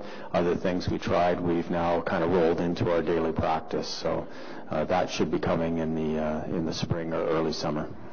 Okay, thank you for that. And I'll just leave with one last comment. I just want to make sure that when we see that, we do see how that money is being reinvested. It's good to find efficiencies in how we do things, how we, put out salt or whatever it is that we're doing for operations. But it's really important to see that reinvested. We never have enough resources to fully clear. If I look at the sidewalks, we could do so much more with more resources. Keep people walking, keep people active. I've had seniors who have called me and people with mobility issues who have been shut in. And I get it; it's a tough winter, but it happens almost every winter without us being, having the resources to clear sidewalks so that people can stay mobile, they can get out. So I'd just like to make sure that we see how those dollars are being reinvested when the IPD comes out. Thank you very much, Councillor. Just before we go to our next Councillor, just to follow up on the questions relating to bike parking, did you say that was going to come back as part of the parking strategy, or was it some other mechanism? Chair, we had intended for a bike parking strategy to be rolled up within the strategy refresh, but with the accelerated timeframes, we're needing to push that out, and we'll start the bike parking strategy upon the conclusion of the refresh and the governance review, and that'll be completed either later this year or early next year, most likely. Okay, and I think it would be helpful, at least for me, to get a memo to understand what policy apparatus is or is not in place that will allow the private sector to provide some of that bike parking, as they do with car parking. We can do that, Chair. Thank you very much. Councillor Meehan. If Councillor, just come to the table and take a seat.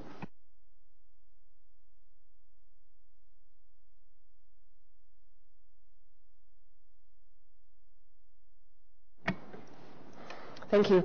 I'd just like to start off by saying I think the city crews have done a fabulous job on the main roads and the arterials and the collector routes. I think tip of the hat. They've done a fabulous job. As the representative of one of the growth areas in the city, just like Laura and Matt, and we've got a lot of residential streets, and you know what the challenges have been there. And I appreciate that we're putting $2 million more into the snow clearing budget for this year, and I think that's great. But I'm just wondering, how will that translate in an area like, in the course of 2 weeks, we can have a new road. And you know what it's like, we adding streets at a rapid pace. Are you confident that the amount of money that we're putting into road clearance next year is going to be adequate enough to hit these roads, given the challenges that we faced this year? Chair, when we get new growth roads in the new subdivisions, they're absorbed in beats, and it's really a game of waiting till that absorption gets to the point where we're going beyond our quality standards, and then we realign all our beats. This year we're getting 2 plow trucks, and as I said, 4 staff to man those plow trucks. So that'll... Is that citywide, Mr. Ray? That, as I said, we concentrate on our growth areas, so certainly in your area, Councillor, in the Chair's area, in Stittsville, Canada. But it does ripple out, because then we start redoing all our beats, because we've got extra capacity. You can't just throw a snow plow in an area and expect it to make, how do you rejig it? So it does kick off a rejigging of all our beats, and then I think you'll see some some benefit outside of those growth areas as we redo our beats. Okay. I have another question about construction. In construction zones, my understanding is that when a company comes in, they will put a new house up, and then get it owner occupied. and then go to the end of the street and put another house up. And is it correct understanding that the city then assumes the responsibility for clearing that road in a new development area? Chair, we assume responsibility for clearing the road when the street's turned over to us by design and construction, which is in Mr. Ganche's shop. But you are clearing roads when there's construction ongoing on a road, right, or a residential street? Chair, it depends on what the status of the road is, but it is the constructor's responsibility up until the point where it gets turned over to the city. I'm a bit confused because I've got streets where the city is plowing, yet there are homes being constructed. And I know that the construction vehicles are causing real headaches for city crews. Chair, maybe we take that offline, because my understanding is the practice is until we hear from those construction inspectors that it's been turned over to the city by the developer that we start plowing at that point. But perhaps if you've got some specific examples, we can look into it. Yeah, no, let's talk about it. Mr. Chair, point of order, please. Councillor El Chantier, a point of order. Can we please stick to the budget, Councillor? This is not a service meeting. This is a budget meeting. We need to understand the budget, not about the service of certain roads. Sorry, I thought it was a service. I think it's a perfectly fair point, and I've experienced similar issues that you're talking about in Orleans. I'm sure Canada and Stittsville have as well. So perhaps to get to Councillor El Chantier's point, we could organize something with Kevin and LA, and I would imagine the planning department as well needs to be part of that, and Councillor Harder, to see if we can't work something out. Thanks. Thank you. Thank you. Thank you. Thank you very much, Councillor El Chantier. Thank you, Mr. Chair. And early Councillor Fleury asked about the vehicle, the fleet, and we have a study show some of the SUV will cost less to maintain on our road than a small car. So when you're going to answer Councillor Fleury, can you inform us the benefit of those small SUV versus small cars? Because there's some study shows there's quite a bit of saving in the maintenance between the SUVs and. If there's specific examples you'd like us to look into, that would be helpful, because it depends on the application. So sometimes you just plain need the bigger size, even if the smaller vehicle is less expensive. Okay. But I'll be interested to know. It's not just because SUV and people see the SUV on the road, say, why do you need an SUV? But the SUV is costing a lot less to maintain than the small vehicle. And that's my point. Fair enough. Okay. Mr. Chair, to Mr. Wiley, the hot asphalt box, we've seen the benefit versus the cold ash. And in the last budget, we saw the benefit, and we said we want to add more. Have you did the case to add some more for the hot boxes, asphalt? Chair, currently we're up to 30 hot boxes, and we supplement those with contractors. This budget does not have an additional hot box built into it. But is the 30 sufficient enough, though? Because we've seen the cold patches is really waste. We recognize that it's been a waste. So has the 30 fulfilled the need of the city? Chair, correct. The councillor is correct. Cold patch is just a temporary fix for a pothole. Just anecdotally, 30 is enough. It depends on what else we're juggling in any given time. If we've got other crews out doing other activities, sometimes it's difficult to get 30 hot boxes out. So it's really a function of what we're doing and what season we're in. For instance, right now I think we're doing about 5-6 major activities, still freeing up catch basins. We've got some pothole crews out. We'd like to start blitzing as we normally do in the spring, but we're winding up our winter operations. So it's really a juggling act. And as I said, we supplement all this with contractors. So if we can get the contractors out, we'll do so. Would you be able to give this committee a review after this spring with the 30 vehicle? Maybe we can think about adding more in the next year's budget, because instead of wasting money on cold patches, asphalt, perhaps we can make the investment in the next budget and do some analysis on it. I'm not sure, but... Yeah, Chair, we did, I don't know if committee recalls, last year we piloted a technology up from Montreal that's basically a one-man vehicle. He doesn't, the operator doesn't have to get out of the vehicle, it's all automatic. We did some productivity analysis on that, and the productivity turned out to be about the same as a hot box crew. However, in winters like this, it would be handy to have some of those units running around the city while our crews are busy doing other things, just filling the worst areas, and that's perhaps something we can look at. Now, the problem with that is they're very expensive units, but potentially we can look at that for next winter. Okay, thank you, Mr. Chair. Thank you much, Councillor. I've just noticed it's 12:30. This is where we would normally take a break, but we have one more speaker and I think only 2 motions, and so with everyone's indulgence, we'll push through. I think it'll only probably be about a half hour. Perfect, thank you. Councillor Fleury. Thank you. Just want to follow up on the previous line of question relating to potholes. So I think we're doing what we can, but I want to clarify here, are we currently equipped with equipment that dries the hole? So that it'd be the city crew, that it'd be contracted out.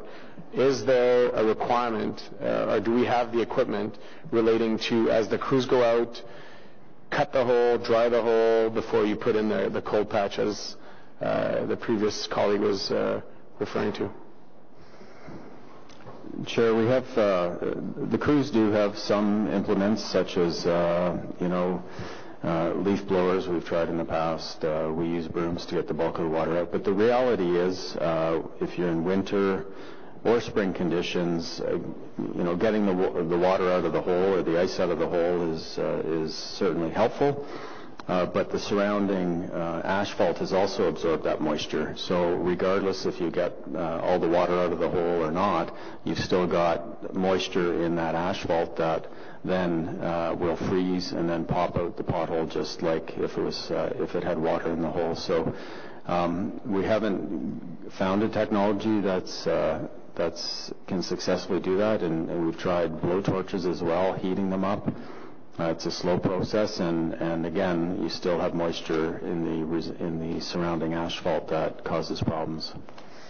So on one end, you said it's not necessary, but on the end, you do recognize you have some torches. So what's the protocol that you're asking your staff, and do we have the right equipment? Chair, to clarify, what I said was we have tried torches in the past to the same result. You still have moisture that's absorbed into the asphalt. When it freezes, it still pops out the pothole.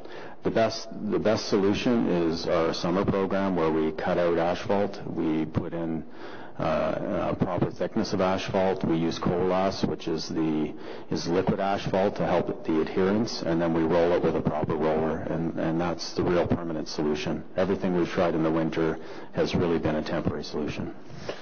Okay, 3 more questions on the budget. So one that I gave a highlight to, or a flag to Mr. Goncier about. So the item is a capital spending for Mackenzie Bridge.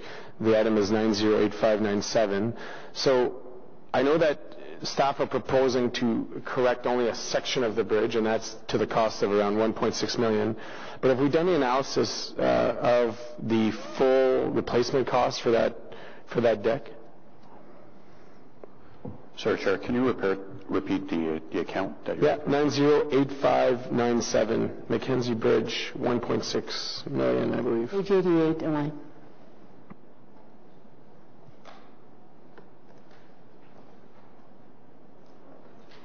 Perhaps while you're looking at it, I can continue with the last 2, just to not waste anyone's time. On page 23 and 24, these are all fees relating to... and I'm not familiar with why we would charge these fees. Maybe that could be the initial point, but I'm always surprised when we see 0% changeover. These aren't to follow up to my colleagues' earlier questions. These are variable board signs, pneumatic tube data collection.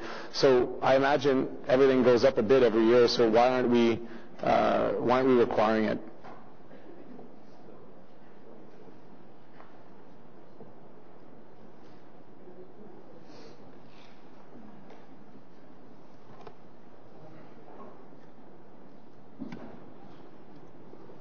Councillors, your question, why are we charging or why is it zero?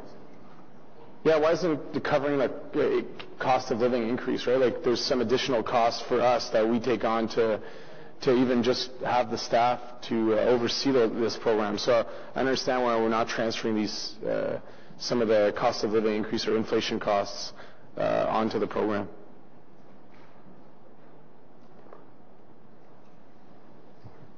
We'll get back to you on that, Councillor. We have to confer with the staff who made the decision that this was not going to increase. So could that be a direction, maybe ahead of council, to look at the fee structures? I believe they're on page 23 and 24, and there's just for the administration of those equipments internally, there's an additional cost. So I don't understand why we wouldn't reflect that cost as an increase. Certainly, Councillor. Okay. And you would your plan is to reflect that cost and update that chart. Would that be fair to ask? Yes, we'll have that done before the council meeting on the 6th. I also did want to mention, Councillor, we do have your numbers for Highway 174, if you'd like. We managed to find them all, I think. So what you have in the budget is actually $5,035,000 for works on Highway 174. That includes $723,000 for resurfacing. There's 3 projects that are tied to the light rail, the Montreal Road, Orleans Boulevard, and Greens Creek, I think. And then there's another $1 million for street lighting. Okay. Thank you. And I don't know if Mr. Gonsi, if you had mine, and then I'll introduce my motion if Chair, if you're okay with that. Chair, I can give you an initial response and then we'll follow up with you offline with more detail. But the part of the funding right now is for design work related to renewal that's required at the bridge. The reason why it's mainly at the NAC area is basically that's the area where we still have leakage problems that we're having to address some of the joints. So I can follow. Let's take it offline because I'm interested with the remaining life cycle piece of the bridge itself. Yeah, we can provide that to you. Okay, thanks. So I'll introduce a motion just to give a quick context. This is in conversations with city manager and the mayor's office. I initially brought this up at the Transit Commission. So as the LRT opens, the great work of Mr. Mancone and his team have been very successful in proper integration of the STO program at Lion Station, which means that the corridor King Edward Rideau won't be as highly used by the STO use as we see today. I brought that motion at the discussion at Transit and was told that this would be the right framework. But really, we have those northbound and southbound curb lanes that were built to sustain regular STO bus. So those are 4.5 meter lane. And at the time, we also didn't have complete streets. So we also accommodated for sharrows for bikes. And it really doesn't work well. It's created an environment where people use the curb lane to pass vehicles on King Edward. So the motion reads as follows: whereas King Edward is an arterial road in which residents live, whereas speed of traffic on King Edward is persistent and dangerous, whereas the vehicular speed causes consistent noise and vibrations in the houses of nearby residents, whereas lanes are unnecessarily wide due to historic transit use and pre-complete street cycling design methods, whereas once LRT opens, the STO buses will be taken off King Edward Avenue, whereas the truck tunnel would be a permanent solution, whereas reducing the curb lanes width of King Edward Avenue north of Rideau Street would serve as a permanent calming measure and a road safety fix. Therefore, be resolved that staff identify options for permanent traffic calming measures on King Edward Avenue, including reducing the curb lanes width from 4.5 meters to 3.5 meters in both directions of King Edward, in both north and southbound directions, curb lanes, including associated funding requirements, and report back to Transportation Committee at a later stage. I recognize we don't have this funding source today, and I likely won't have it for Wednesday, so really doing a more fulsome, comprehensive review and identifying the funds appropriately at the time. Mr. Mark? Given that this is not asking to do anything or spend any money or raise any money, I would deem it to be not a budget motion. Would you share that opinion? Yes, Mr. Chair. This type of policy motion, which isn't actually changing policy but just asking that something be considered, is typically in order immediately after the budget roadmap motion is carried. So at this meeting, but after you've carried the roadmap motion. So maybe I can ask then. So it would be in order after the budget roadmap? That is my opinion, Mr. Chair. Okay. Thank you very much, Mr. Mark.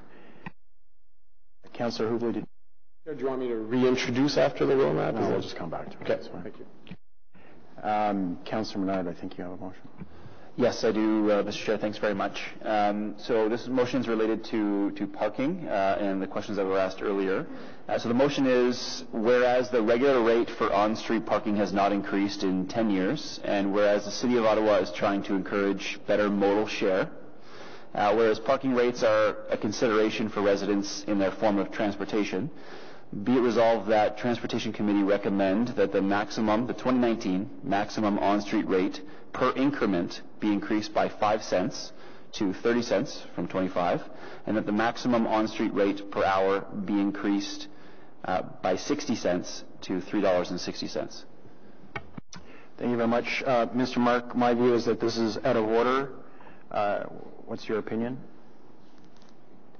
Well, Mr. Chair, if you've made a ruling that it's out of order, it's not typically in place for staff to give advice, but I will offer that Council, since at least 2009, has taken the approach that policy decisions will not be made within a budget debate. In addition, as the Treasurer noted, I believe it was on Wednesday during the Committee of the Whole consideration of transit, there is not there are restrictions on how Council can use parking revenues. Parking revenues can only be utilized for the cost of providing parking. And it's not clear to me that there's any substantiation in the motion that there are increased costs. Therefore, it would seem to me, Mr. Chair, that the motion's out of order. Thank you very much. So I am ruling that the motion is out of order. I'll just, if I can keep the floor, Mr. Chair. No, the motion is out of order, Councillor. That's fine, but do I not have the floor for other questions? No, once the motion's ruled out. Oh, not on the motion, not on the motion. We've done our question and answer period, so this is the moment for motions. Okay, I just have a couple more questions about parking, if that's okay. Not on the motion. I will indulge you today. I would encourage everyone before our next meeting to reference themselves on the rules of procedure, please, and be prepared to follow them. Thanks very much for your indulgence. When will we see the new municipal parking management strategy come back to committee? Is that Q3? Sure, that'll be in June. Okay, and as it stands right now, just to clarify, if the other rates that go up, that we are raising in this budget, there are a whole bunch of parking rates that are going up, either inflationary or otherwise, that's not a policy decision? Those are just... Chair, there is a difference between on-street rates and off-street rates, and the delegated authority bylaw speaks to them differently. The same constraints around on-street rates in terms of concurrence does not apply to off-street rates, and I believe the wording specifies as long as they're being adjusted in line with market conditions, then staff have the authority to proceed. Okay, that's helpful. I did see on-street rates going up for other types of vehicles. I think motorcycles and others are going up. Chair, I believe that might be a reference to on-street permit rates and the like, and that does not fall into the same category in terms of the delegated authority bylaw. Okay, so I'll wait for the appropriate time to do this when the report comes back. Thanks very much for the indulgence, Mr. Chair. Thank you very much. Are there any other motions relating to the budget? Yours is not a budget motion. It's a notice, a motion. So we have the roadmap, which I think Councillor Ruloff is going to introduce. Is that correct? Yes, Mr. Chair. Okay. Just before we read an entire page of text, is anyone intending to divide anything or have different votes on any of the items? Wonderful, no. So we'll go through it appropriately. Madam Clerk? Yes, Mr. Chair. Okay. Do you have it? No?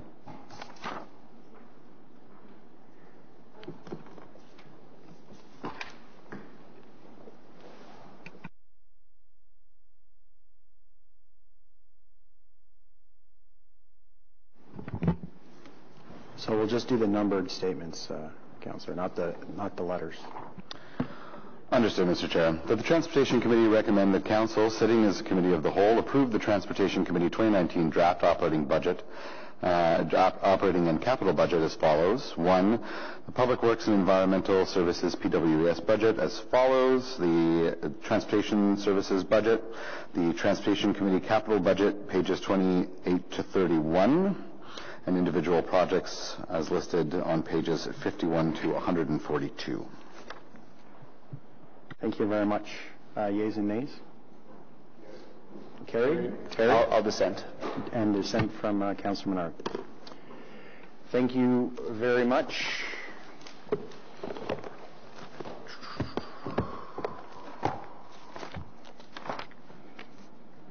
We do have some inquiries. Yeah.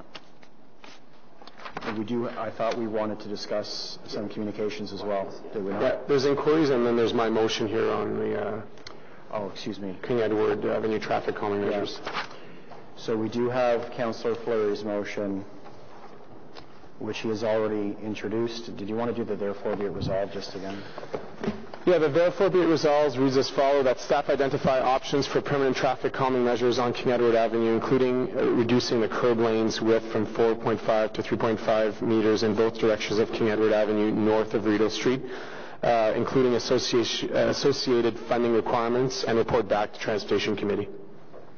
Thank you very much. And just for clarity, to staff, I guess, are you interpreting an endorsement of this motion as an endorsement of the reduction in the curb length, or simply to do the study and report back on options? No, we're not going to endorse it at this point. We're going to have to meet with the ward councillor and see what he's looking to get and get some details before we report back. Okay.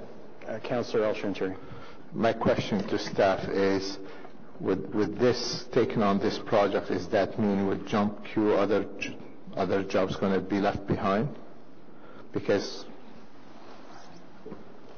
I have to meet with the councillor to understand what he's looking for, because even conceptually, I'm not certain I even agree with the approach. Narrowing King Edward, I was involved extensively in that roadway for many, many years. There's been a lot of studies on King Edward. I think we're opening up a bunch of issues here, so the best thing is we'll take the motion, we'll work with the councillor to see what he's looking at doing. If it's minor in nature, perhaps we can fit it in. If it's major in terms of studies, I need to work with Ms. Chi and Mr. Landry to look at that. Mr. Chair, I hope will be no action taken before you come back to this committee. I can assure you we're not going to change road widths on King Edward without a detailed study and reporting back, as we do with any other major roadway. Fine, thank you. Okay, thank you very much. Are there any other questions about Councillor Fleury's motion? There's nothing. Seeing none. So carried? Carried. Carried. Thank you very much.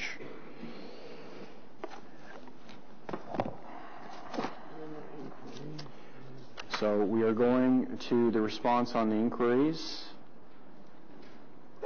I believe the first one was on snow clearing on busy sidewalks. Yes. Councillor Fleury had some questions. So, colleagues, I've learned a lot from many of you over the years, and there are new ones that have come on board, and want to make sure that we're all on the same page. We have a current winter maintenance standards that's failing us. For the reasons we could put the money we want, but we're aligning the street designation with the sidewalk designations. So that works in some areas. It doesn't work everywhere. It's been a blanket approach in our policies. So the response from staff on the inquiry is fair, but my question to Kevin, and we've had it informally, is, Kevin, how do you plan to bring back the issue relating to higher priority sidewalks that are on residential? And just before you answer, what you have to recognize is that we have some residential sidewalks, as you would have in your community, that have schools, that have churches, long-term care, public facilities, and we're not there's no mechanisms right now to prioritize those sidewalks if they're not on a main street. So I'm not asking you to answer that. I'm really asking specifically for the review of how do we split from the maintenance standard the road designation and the sidewalk, and when is that review going to take place? We're not asking for more money. It's just how staff prioritize when they do their work. Chair, and the councillors got a great point. When the maintenance quality standards were done in 2003, let's face it, there was no pedestrian plan, there was no older adult plan, so it is time to refresh those standards. The way I see it going forward is, we've yet to do the study, but I would look at, and certainly the intent is not to keep the sidewalks coupled with the streets. That may be one option, but there will be other options, and population or pedestrian volume base will be one way to look at it. I know the last pedestrian plan looked at transit corridors, and that's another way to look at it. And there's probably other ways to look at it. So that's why I don't want to make any changes at this point. I think it's important that we have a conversation citywide with what makes sense for our city in the winter. So on the timing, our intention is to put a pressure in for the 2020 budget. We would, and it's funny because Mr. Gonche did the original 2003 MQS coming out of amalgamation. He took 18 months to do it. I would hope to do it in less than that. And then we'll be looking at implementation, potentially 2022, 2023 winter. Is it Okay.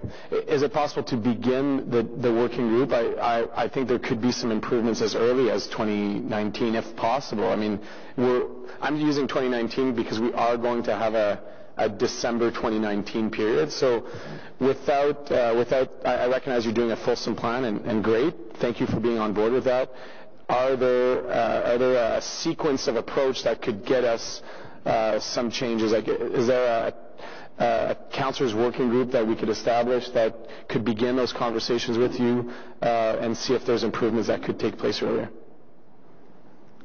Sure, we're willing to entertain that, but I will caution that any changes in deployment means that likely there will be some facilities that will get greater service and some facilities that will fall out of MQS, and that's a problem. That's a problem for service from a service to a resident standpoint, and that's a problem from liability to the corporation standpoint. So I would caution about making adjustments at this point. We are geared up to follow our maintenance quality standards across the city now, and without additional resources and additional funding, I can't see how we would make an appreciable difference in the way we deploy sidewalk machines. Yeah, I respect what Mr. Wiley's saying, Mr. Chair. I would maybe you, me, and him could take it offline and plan to come back to next committee with some options. I think 2022 in the climate environment we live now is too far. It means this end of term of council when we're living the impacts today. I recognize Kevin's group is adapting, but there's some real policy issues without additional dollar that could be reviewed earlier than that. So with your indulgence, could we maybe take it offline with Kevin and come back to committee with a reviewed approach at our next meeting? Happy to do conversations. I don't think we should commit to a timeline until we know exactly the breadth and depth of what exactly we all want to talk about. Okay. Thank you, Councillor. Councillor Nard has some comments or questions about the broadband backup alarm and snow removal on vehicles. Thanks very much, Mr. Chair. So this program was launched, and there was a pilot project in my ward, I have received great feedback from residents about this. They've noticed a huge difference. So it means that the beep, beep, beep that you hear in the evening when snow clearance machines are backing up or doing their thing, you don't hear that anymore. There's a whooshing sound now that is much less, it projects much less to all the homes around. So it's been a fantastic pilot. And I know we're investing in doing that in other snow clearing machines around Ottawa. I just have a couple questions on it. Are we going to be looking at potentially expanding this for, road maintenance, more fair weather works that are going on around new infill construction? Is this something that we may look at for other types of machines, not just the snow clearing machines? And then the second portion of that question is, when contractors are seeking an exemption to the noise bylaw, could we not consider making this feature a condition of an exemption in some cases? So with respect to the first question, the answer is yes, we can, and we will definitely look at it. And bear in mind, our main focus right now is nighttime when people need to sleep. So if we have operations running at night, those will be targets of ours in the future. And I can't speak to the second question, though. We can bring, Councillor, we can bring the issue of the noise exemption forward to the appropriate department to consider that as an option or a requirement if they're requesting nighttime exemptions. Thank you very, very much for that. And Mr. Chair, I had another inquiry from Councillor Brocken. Did you want me to do that now?